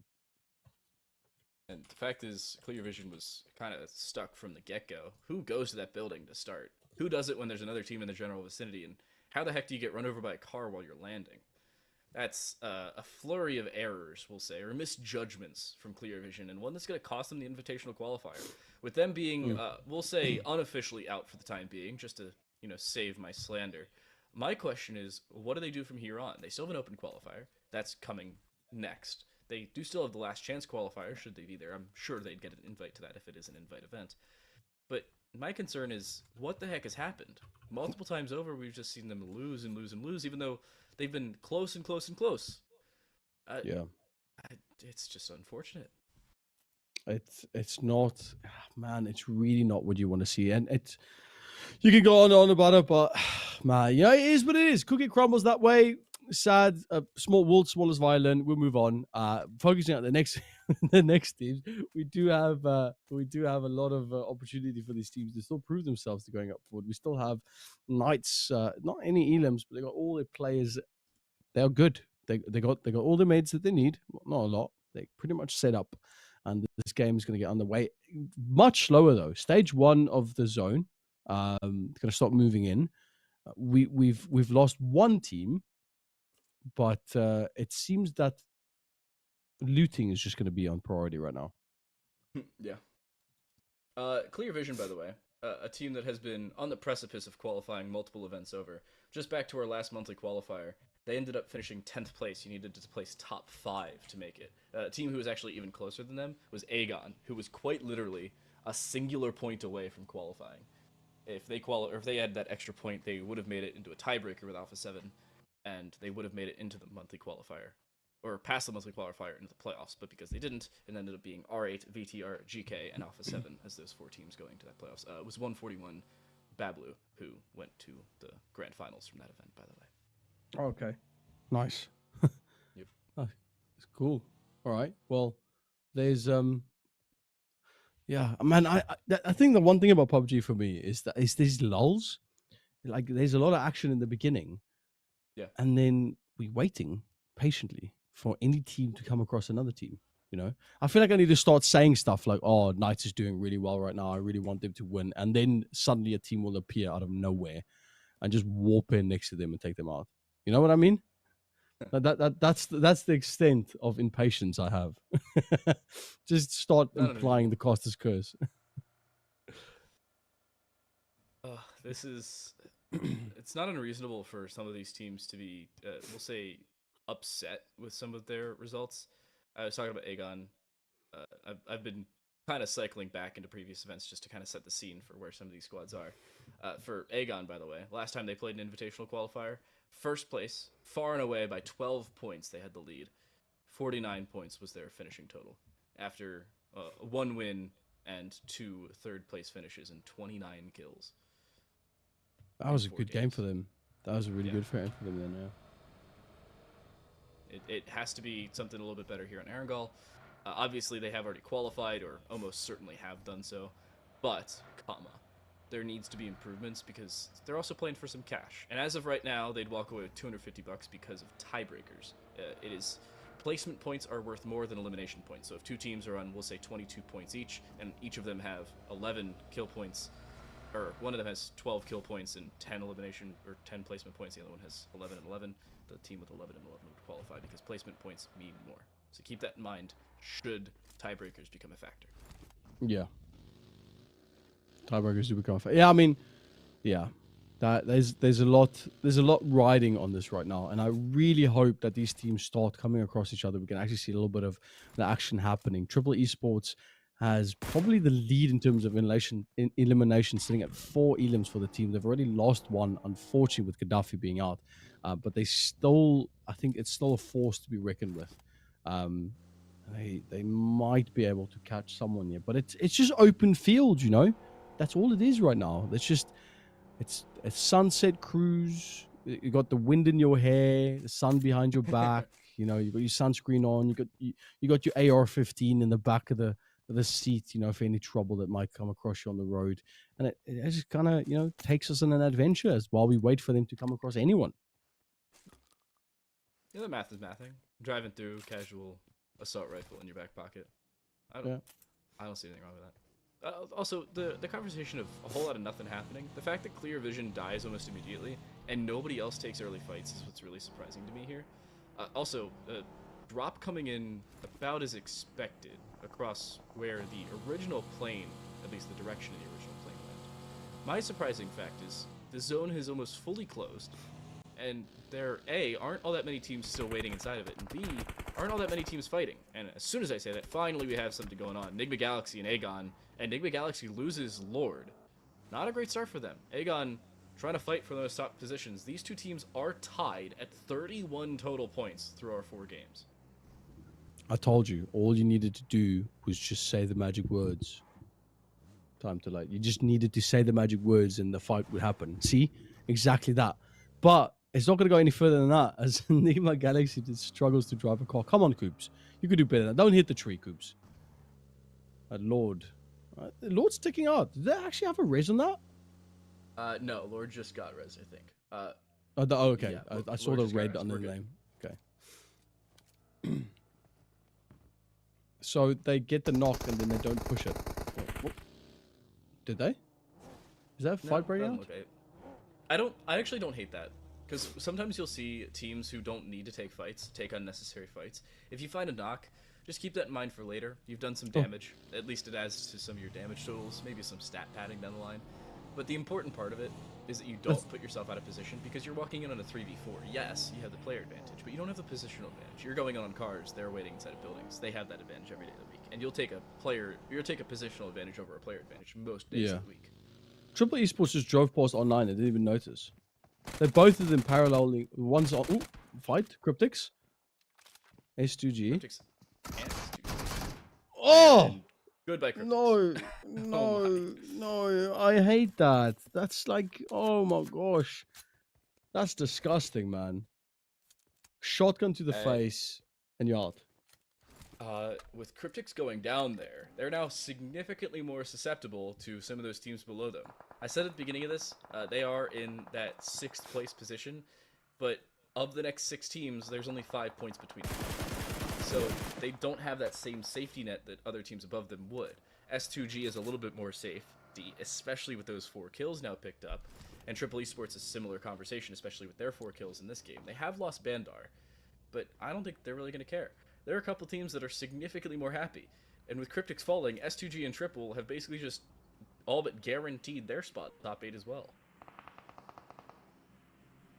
Yeah, that's always a bad loss for them, but it does look like R9 managed to grab 2 on Triple, so that's exactly what I was wondering, whether or not they actually saw each other. But it looks like R9 was the team to spot out Triple first, and that's going to cost them dearly. But D7M almost getting a bad spot there. As Aegon, again, every time I feel like we go over to Aegon, they're either prone, crouching, or hiding by the wall waiting for someone. It's just me. Look at them. Like It's that or they're skydiving. Yeah. It's one of the 2 things. Yeah. And Don't Peek is dead. That's also one. Yeah, Don't Peek dies first here in this game as well. Greedy for kills. They have at least one member drop a member of the World of Battle, but we've seen what the World of Battle can do with less than ideal player numbers. What's that? And- Rat. Yeah, absolutely. I mean, hey, play to your strengths, and if you don't have Yep. player numbers, the strength is hide and go seek. Definitely. Yeah, just hide, actually. You don't want to look at anyone. Yeah. No, that's what worked out for them, but a fight's going to ensue here as we see Greedy for kills. Also got the nade in hand, but no connection. They do have Bumblebee to aid them Damage. in this fight as they're using the car for cover. But TWOB just kind of stick it out in the house. Seems like no real reason to overaggress here. Remember, the World of Battle is 1 player down. They lost C8 early on. This flank I was setting up, I like this position from Greedy for kills. What you do is you completely force the World of Battle to look a different direction while you're starting to swarm, and it seems like it's starting to work. They're going to start closing the gap, getting more aggressive, and Arthur dispatched of early. Nice singular kill. It is returned upon, so Nasser is down, but Greedy for kills should still be perfectly comfortable with this, and Hemo, like you say live, there's another team getting into this conversation. Just that becomes a little bit more concerning for them. Yeah, I mean, if there's one thing we've seen happen a lot this game, is third parties. It is just a given. If you start a fight, everyone will swarm to your position. A Stu from DWOB is going to get knocked there. They're I out. do have a res. Are they out? Oh, they are. Oh my gosh. That is severity quite intense. Aegon. Actually, well, hold on. RTX just got someone from Aegon. IQ is knocked out. So that leaves 2 left for Aegon. Yeah, Aegon losing more members, and we've seen them get into less than ideal fights earlier on. We saw them earlier up against Triple Esports and here against NIGMA Galaxy as well, but those teams near the top, Triple Esports closed that gap. I'll remind you, they had 4 kills when we last looked at them, so that puts them up to 30, give or take, plus any placement totals they will find towards the end of this. Knights are a pretty comfortable first place. They've got a 10-point gap with the next closest team. I don't think that'll change. They should probably place top 6, top 7, and they'll find a couple kills. All will be good, and they'll finish in our first place position, barring any miracles from a team like Aegon or NIGMA Galaxy. But you'd probably need a 20-point game or something like that from one of those two teams to dethrone the Kings, or in this case, the Knights. Silent, okay. Yeah, Pagani, man. Pagani there just in this game. Yo, they're in the Saw Bugatti earlier. they're in the showroom there with the Pagani. Look at that. Just in the showroom deciding, we're going to use this as our base. Man, this game. Crazy. Just a silver Pagani with his gold wing doors completely wide open. And yeah, everyone's in literally a fight for their life. Crazy game. I like it. RTX is not doing bad, to be fair. Oh, RTG. I'm supposed to say GeForce? NVIDIA? You're right. GeForce NVIDIA. Yeah. NVIDIA RTX. No. With Knights here seeing Conquer Iraq, these are a couple teams that cannot afford to be still in some of these fights. The teams as of right now that are in the hunt / currently in, RTG as you mentioned with a couple kills, R9, ONYX Ravens, Conquer Iraq. Those teams need to stay alive and need to be able to find kills. So isolating gunfights, isolating team fights as well, not allowing immediate third parties to come through. Their current goal, as it stands right now, is 18 points. The next goal would be somewhere in the neighborhood of the 20s, because remember, RTG and R9 came into this game with 15. They were the cutoff, but they are still alive as it stands. As are KSA, interestingly enough, but the team I'm worried about is Greedy for Kills. And it doesn't look like... Where is Greedy for Kills? They're dead center, actually. Right above they are. They're literally dead center. Are they not... There's not a lot of them left. KSA is on the side. R9's going to get pushed up from the side as well, with NIGMA Galaxy also kind of spread out on the map. We do see most of the teams going to get into their buggies, vehicles, some sort of transportation, start moving their way into the zone, out of the zone. Everybody's doing the same thing. You could see, we saw 3 teams rotate south of RTG and around them. That's what Conquer Iraq is doing too. Everyone is just going south of RTG and around the bottom side of this hill. But they might be spotted out here. RTG, they right close next to Kakad. Are they going for this? Oh, they right there. He's right there. Kakad! He doesn't care. Oh, he's going to drive away. Doesn't care. He just keeps going. And his other teammate behind him as well. Both players just keep driving. That is surprising. Tiger's lucky to be alive. Do not go for huts, by the way. They are not safe, or not nearly as safe as you think. Well, they just get shot through with bullets. Oh my word, no, Kakad. Are they be able to capitalize on this? They get one down, actually get a shot down, that's gonna land. Kakad, oh my word. Conquer Iraq managed to eliminate. What team was that they just got out there? S2G. S2G in 12th place. KSA is now down in 11th, so that's one team less to worry about. And more teams starting to fall as it stands. R9 has just lost a singular member, not the team, just a member. And the fact that Conquer Iraq is the one that finds that kill, that's the most important part. Conquer Iraq's one of those teams that's on the precipice. They now, with those 4 kills, have gone within the 15-point range. But again, 20 is the real cutoff until you feel comfortable or anywhere near it. But the fact that they even find the res there is the surprising part. Definitely, indeed. Greedy for Kills also trying to live up to their name and expectations. Only with 4 elims, though. They're going to pop the tires on all these vehicles, telling all of them, you guys are going to get stuck where you are. We're going to let you move from this position as we're going to let you lock down. But 2 teams going up against each other with IKURD and RTG, both of them. Ooh. Shot's going to fly through, almost gets the knock. Whoa. Quick on the trigger. I mean, touchpad here by Modi.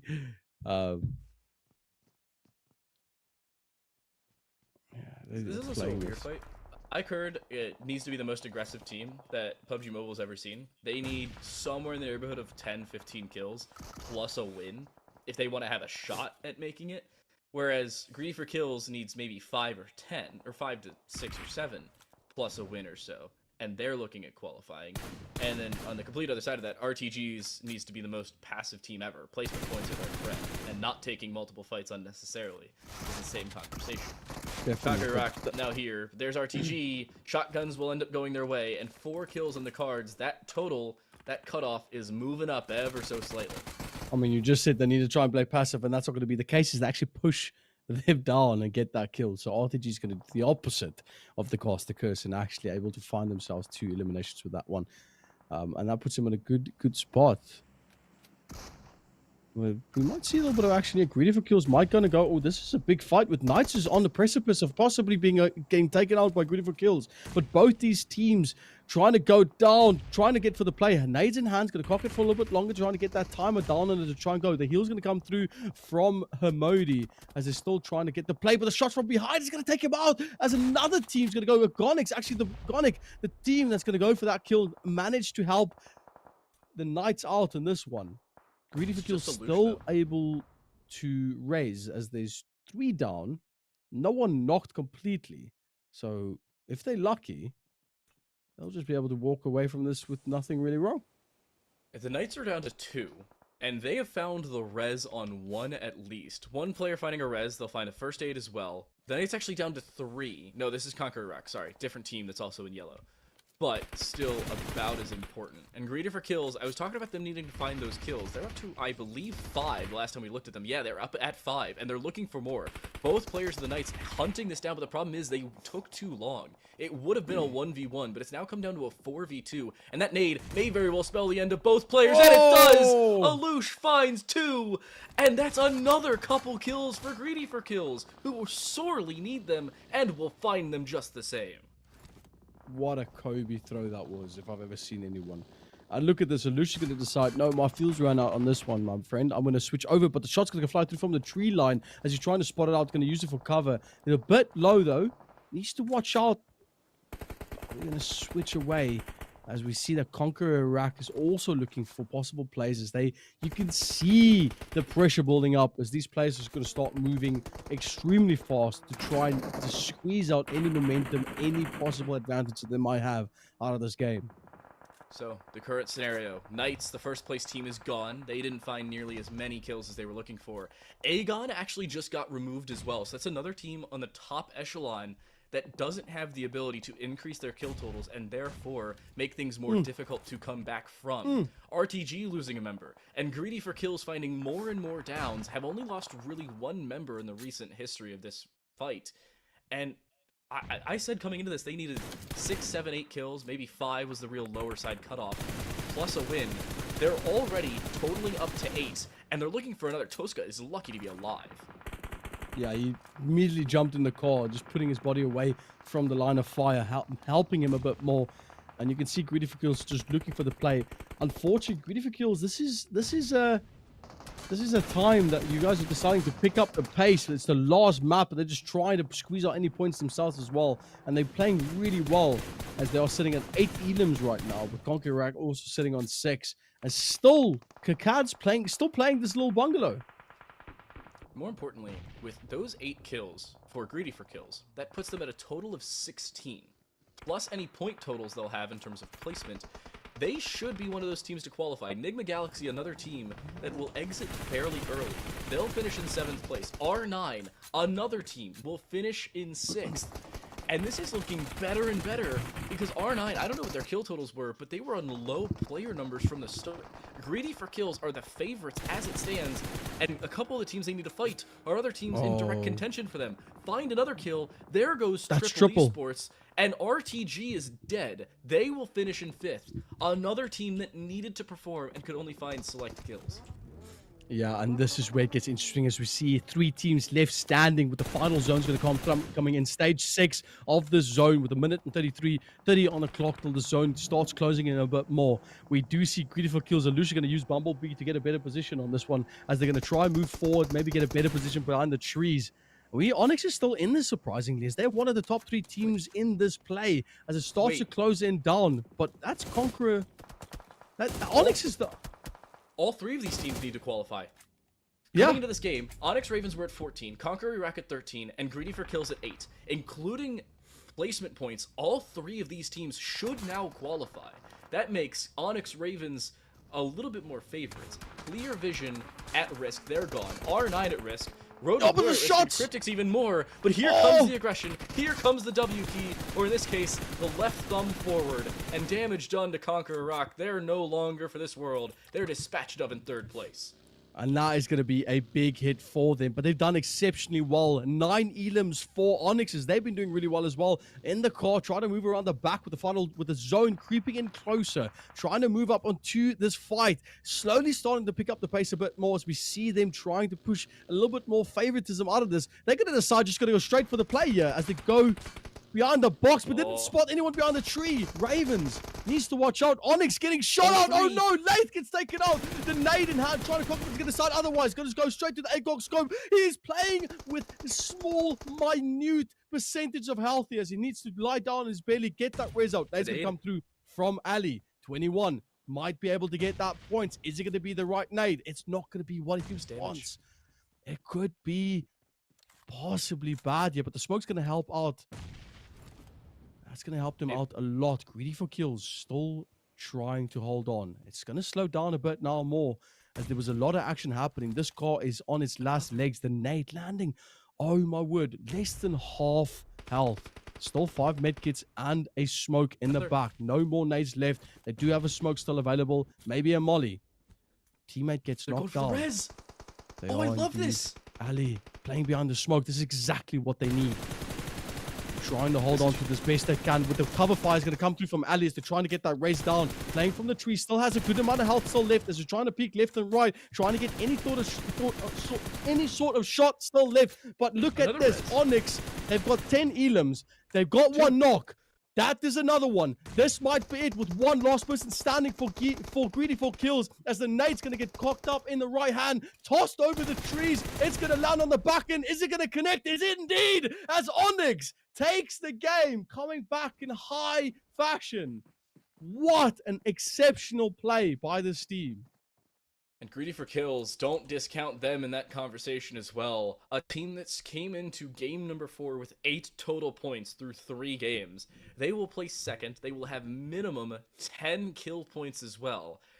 That is a bare minimum of 16 points, and that's on the low side. Oh, man. What a final game.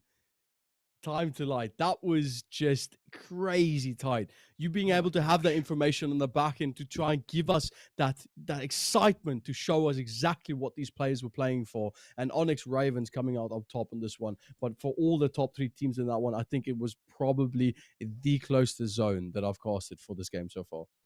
I am also looking at this and saying there are no guarantees for a couple of these teams. RTG was okay. They picked up 6 kills. Maybe a couple more plus their placement points. Similar scenario for R9. I don't think they had nearly enough. I'm going to say it, I do not think R9 will qualify.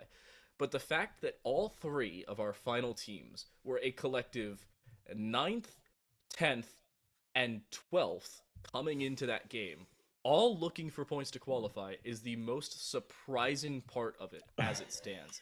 I cannot believe that. And I did not track who picked up 4th place. Whoever died between Road to Glory and Conqueror Iraq. I'm going to try and do some process elimination, but I gotta say... think it was Conqueror Iraq who got 4th. I think so. Oh, yeah. It was Conqueror... Oh, was it Triple? No, Conqueror Iraq got 3rd. It was Triple Esports. It was Triple Esports. Triple Esports got 4th. Yeah. Yeah, wow. That is surprising. So as of right now, I'm going to do some presumptions. This is not the official math. We'll get that in a few minutes with the overall scoreboard. Knight should qualify. Aegon should qualify. NIGMA Esports or NIGMA Galaxy should qualify. Triple Esports should qualify, and S2G should qualify. After that, it is basically a coin flip between CRYPTICS, Road to Glory.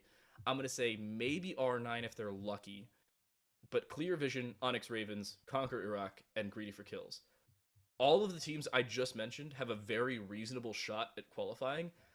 And I'm going to say the 3 more likely are Greedy for Kills, Conquer Iraq, and ONYX Ravens, because all of them had very high kill totals. And my favorite playstyle of all of that was Conquer Iraq, looking like, hey, we understand we need to play for kills, but they also played for placement at the end of the day. They didn't over-aggress. Yeah, they died in 3rd place, but they did more than okay at the end of the day. No, they definitely did. They did exceptionally well. I mean, wow. I'm still coming off the hype from that game. All these teams really put in effort there, and I'm really happy that our predictions did come true. This is what you want to see with teams kind of picking up the pace and showing it a bit different. You know, we didn't really expect for especially ONYX Ravens to come out on top for this game, grabbing itself possibly that, like we said, possibly grabbing enough should have enough points to get themselves into the top 8. And that's where it is at the end of the day. It's nice to win this game or win today, get that cash prize, but it's even nicer to get yourself to even closer to that grand finals. So that's exactly where the quality is at. That is an absurd finish, and you're looking at a beginning of the game where 8 teams were in very reasonable shots to close it out. A couple of them having, we'll say, disappointing finishes. CRYPTICS and R9, I think the two teams were really scared for. S2G should have done enough, but there's no guarantees for them. Triple Esports, their 4th place finish plus the kills they picked up, they should be perfectly fine. Again, Knights, Aegon, NIGMA Galaxy, they'll be okay. But yeah, after that, the top 5 or 6, it's a toss-up. The last 2 spots or 3 spots, there are 3 or 4 teams that we could very reasonably see. And I'm actually a very big fan that I can't bring up the exact kill totals because I don't want to spoil it. I don't even know if I want to spoil it for myself with the math because we have a couple teams that have no guarantees and we could see exactly how that game went down with these highlights. Yeah, no, good call there on the highlights timing. That was quite nice. But we'll exactly see with we'll see where these teams kind of went right and went wrong at the same time. I think it needs to be said that Greedy for Kills was the team that played it really well. The positioning was so extravagant, I think is a weird word to use, but I do feel like that kind of matches it. They played behind this little box with a bit of smoke cover, and that's all they had. Smoke and a box, and they still try to hold on. But the nades of ONYX was just too severe and too hard to try and fight up against. 13 kills. ONYX Ravens will bring the 3-way tie for the current maximum single game point totals. NIGMA Galaxy with 23 in game number 1. Knights had only 22 in game number 2. I say only. And that shows still you a how lot. dominant some of these individual teams have been. Aegon XI8 had 23 in game number 3, and that's ONYX Ravens with 23 in game number 4.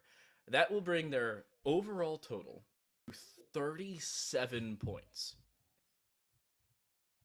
You bring 14 points in 3 games, and you're like, oh yeah, let me just nearly triple that. No problem. Yeah, that's crazy. I mean, you just said it. We don't want to say anything just yet, as we are waiting for that scoreboard That's as far as patiently. I'll Yeah, go. well, okay. Well, let's say they qualified. Yeah, definitely, I agree with that one. But oh man, the scoreboard that's about to come out right now is going to give us the information that we want. Ooh, 23, like you said, 23 points. Greedy for Kill sitting with 17 after getting our second place with 11 elims that they got, and then obviously they got the 6 point from placement. And CONQUEROR with 11. This is, oh man, I don't care about the scoreboard right now. I just want to see the final scoreboard. S2G has 5, NIGMA Galaxy has 4. So in terms of that tiebreaker, Aegon will finish below NIGMA Galaxy. That's important for later. The fact that S2G finishes all the way down in 12th place and still has 5 kill points is surprising to me. But that's a conversation for later. Aegon will finish, I'm thinking like 4th place here. If that, they may finish like 5th or 6th. Yeah, they will finish 5th or 6th. I don't think that they're safe anymore. NIGMA Galaxy may not be either. They'll finish with 35 points. The top 6 here, even that's a shakeup. Aegon only gets 2 points in this game. Oh man, that is severe.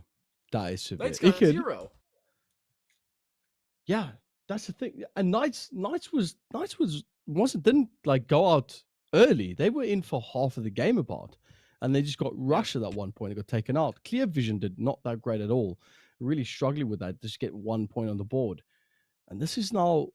Oh, when this other scoreboard, this is gonna be wild. Oh my gosh!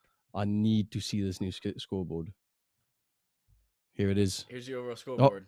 Champions are Knights. They will finish in 1st place, even with only 41. That's crazy. Points. Even with 1 point that they just got. Well, they didn't get any points, did they? Yeah, they finished with 0.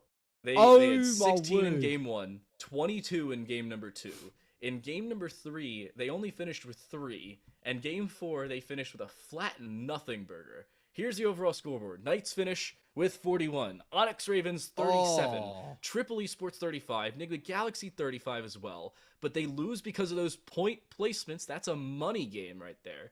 Aegon will pick up 5th place. S2G just barely hold on to 6th, and Greedy for Kills and Conquer Iraq will qualify. That is massive. Beautiful RTG Kills is gone. moving themselves up so high just from that one game. RTG is gone. R9 is gone. Clear Vision already weren't going to qualify, but CRYPTICS, they were the team we were really scared for.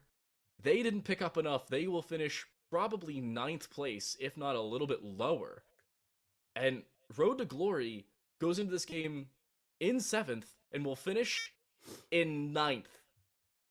CRYPTICS don't get a single point in that game. They will stay down at 18 and finish at 11th. Oh, there are a couple teams that you could say that's a terrible showing and feels bad moment to close out what could have been such a better finish. Just again, it comes down to this small differences, man. Like literally a couple of points that's divide. And if you have one bad game, it could be the difference between you qualifying or not. Even if you have 3 bad games and 1 good game by Greedy for Kills, you could bring yourself back into this so quickly with your score. And that's what makes these games so different from anything else, is that it's not really over till the final game gets played. That final points come through, the final elims come through. That's when the decision comes through, and you can actually get something. What? RTG doesn't qualify, but they had the exact same amount of points as whoever was in 8th. If I'm right, they lost because of placement points. Yeah, probably. I was talking about those tiebreakers, and here's why. You lose because of placement points. RTG, they place 1 position higher.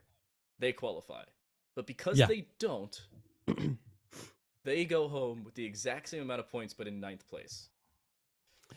That is, that's painful. That's very, very painful for RTG. If they see that map, they're not going to like that at all, unfortunately. But, like I say, that's the way the cookie crumbles. And sometimes you lose, sometimes you win. You can't really have it your way all the time. These teams did exceptionally well. And I think, if anything, if you did not qualify today, you can walk away with a good amount of experience underneath your belt and the ability to look back at this and go, you know what? Even though we did not do great, we still played up with some of the best. All these teams, like we said, is tier 1 teams. So a lot of opportunities still improve it for a lot of them, and they did exceptionally well. What a best of 4 it was. We're going to look at the Roma in a way as well. But just to touch back on the game, man, it's exceptional just to look back, just to try and think back of what we saw today and the games and the plays that came out because of it. And I think I'm just so grateful to be able to have casted that, because these teams gave us good fights. Every single time I cast a PUBG Mobile event, no matter what it is, it's usually Arena Esports, but there's always a last game, whether it's game 4 or game 5, that is ever so close and you weren't expecting it to be, and it's ever so important for a couple of those teams. The top 4 teams, all being teams that needed to place that high for tiebreakers. RTG finishes in 5th and could have ended up with more at the end of the day. If RTG finishes 4th or even 3rd there, they qualify. But because they don't, they end up exiting at a tie, and it hurts them at the end of the day. Here is our prize pool. $1,500, as we said with earlier, on 250 worth of Arena Esports points. First place, $500 to the Knights team, with 350 going to the ONYX Ravens.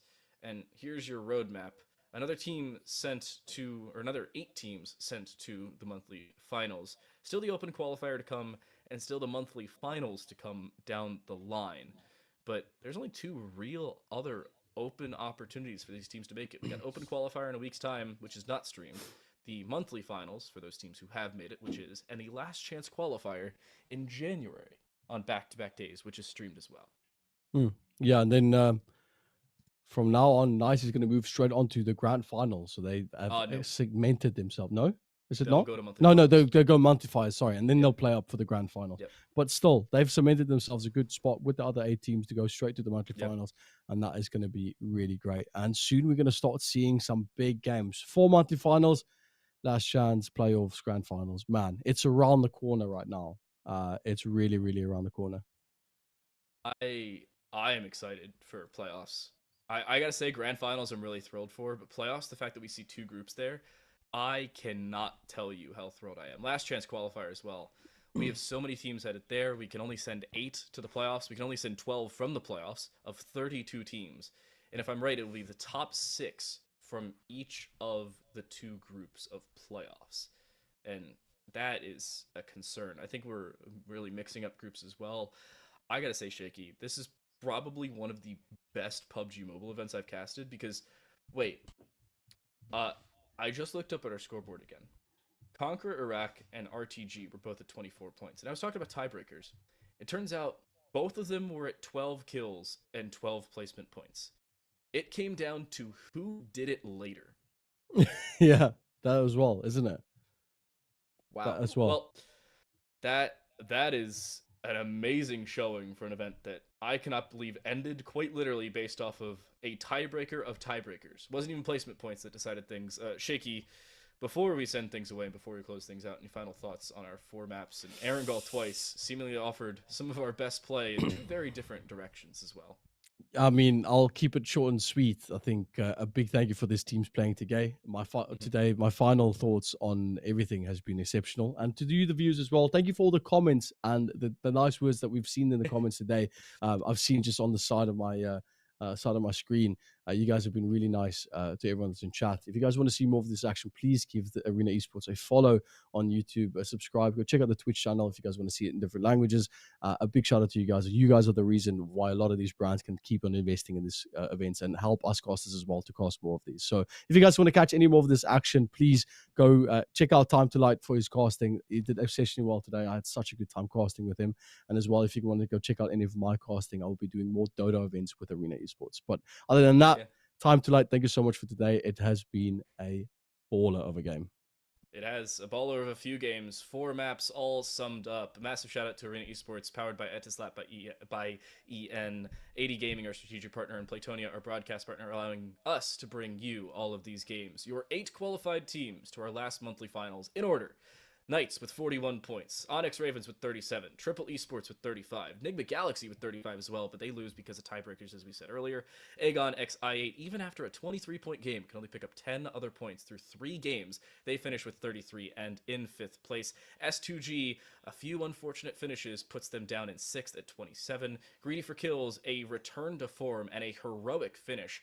8 points is all they had through 3 games. They finished with 25 and a 7th place berth to the monthly finals. And then Conquer Iraq win a very narrow tiebreaker. Same amount of placement points, same amount of kill points as RTG, but RTG is the one who is sent home. Conquer Iraq will go to the monthly finals. There are 2 events left, at least with open qualifiers, to send teams to the playoffs. We have monthly finals as well down the line, open qualifiers as well beforehand, and last chance qualifiers come January to send more and more teams to our Arena Esports playoffs and grand finals. We hope you join us for monthly finals and last chance qualifiers down the line. And we thank you very much for watching. We'll see you next time.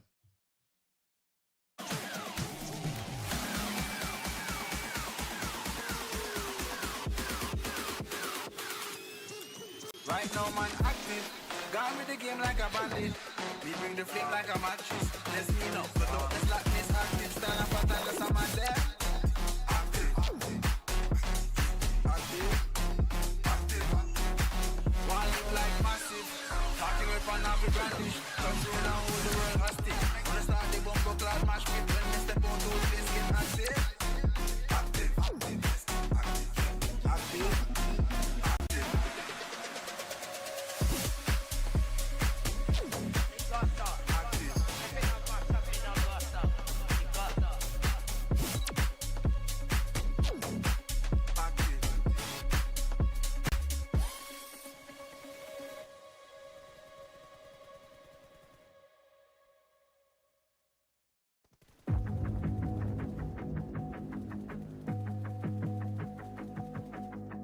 Everything you want, but you can't have. Number 1 regret, no take backs. The hole in your chest, that's payback. Payback, yeah, you better take that. You could call me selfish, you critical, I could take the blame. Just like I could take a match and send it up in flames. Don't say I didn't want that. This might hurt, but that's just karma. Better take that. Call it payback.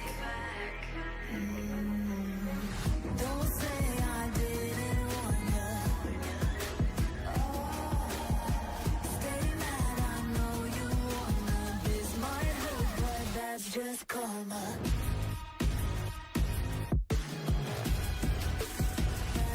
that's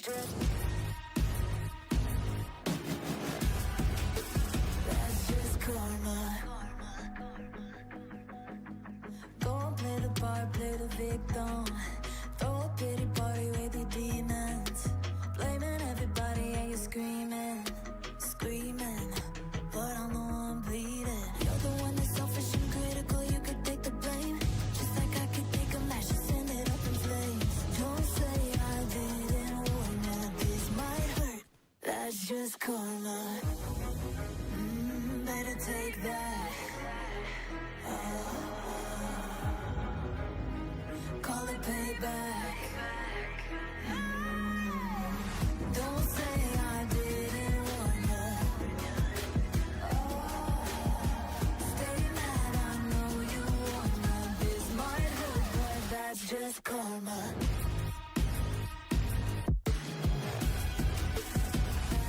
That's just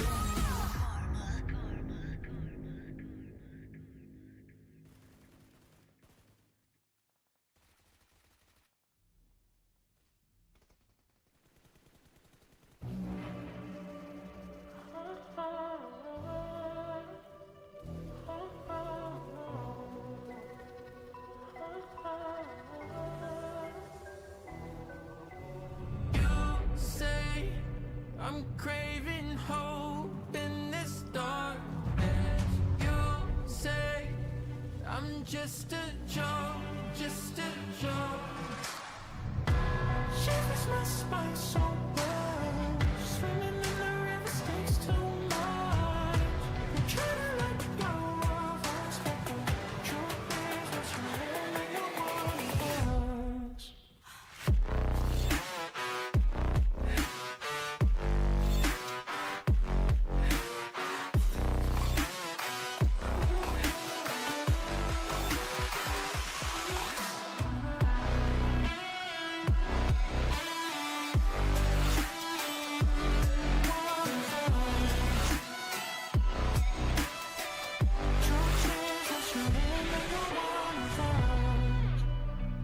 My darling,